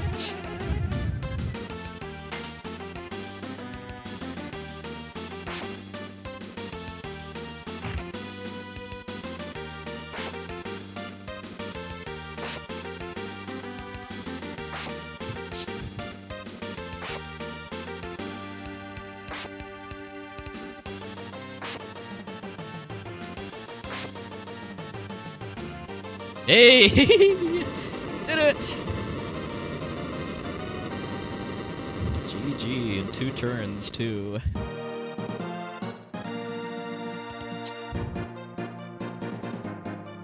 Okay, our tasty 1 experience in gold. World's best warrior.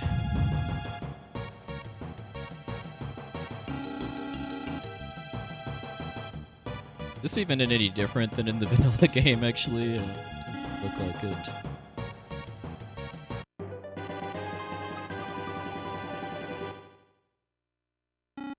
Bye-bye! Everybody say bye-bye to the jelly. Bye-bye.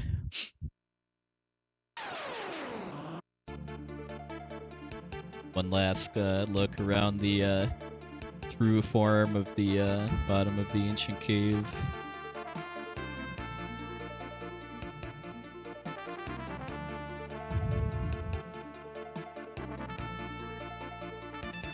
It feels pretty darn good.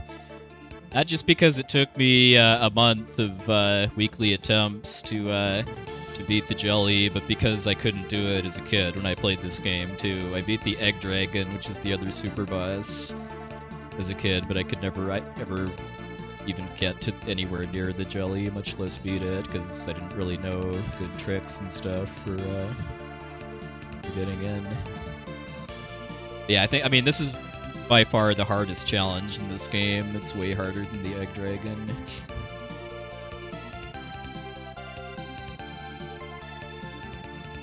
Chill to the music for another loop before piecing out to collect our victory spoils.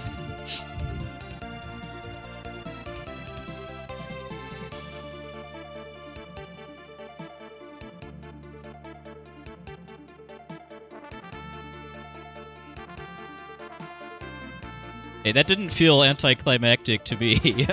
Even though I knew I had all of the right gear to win, I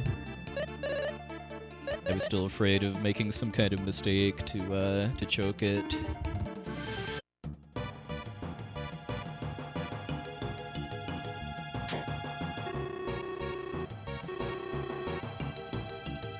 Definitely returned to the city with my head held high after collecting my spoils.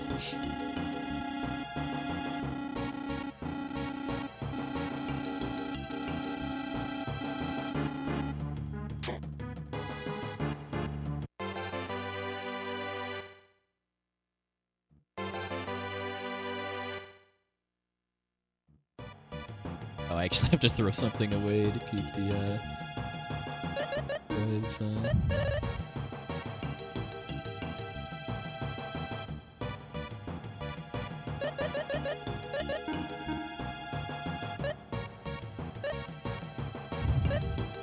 guys, yes, you do, actually. The jelly counts as an iris item. So turn that into.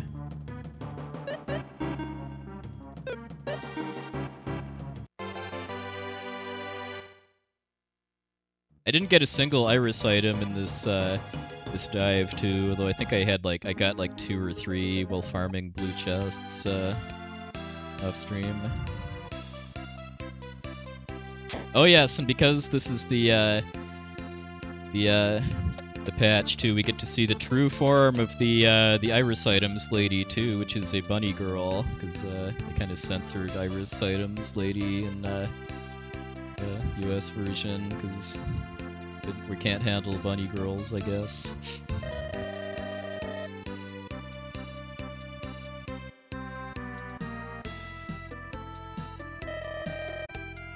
Me too, lady, me too.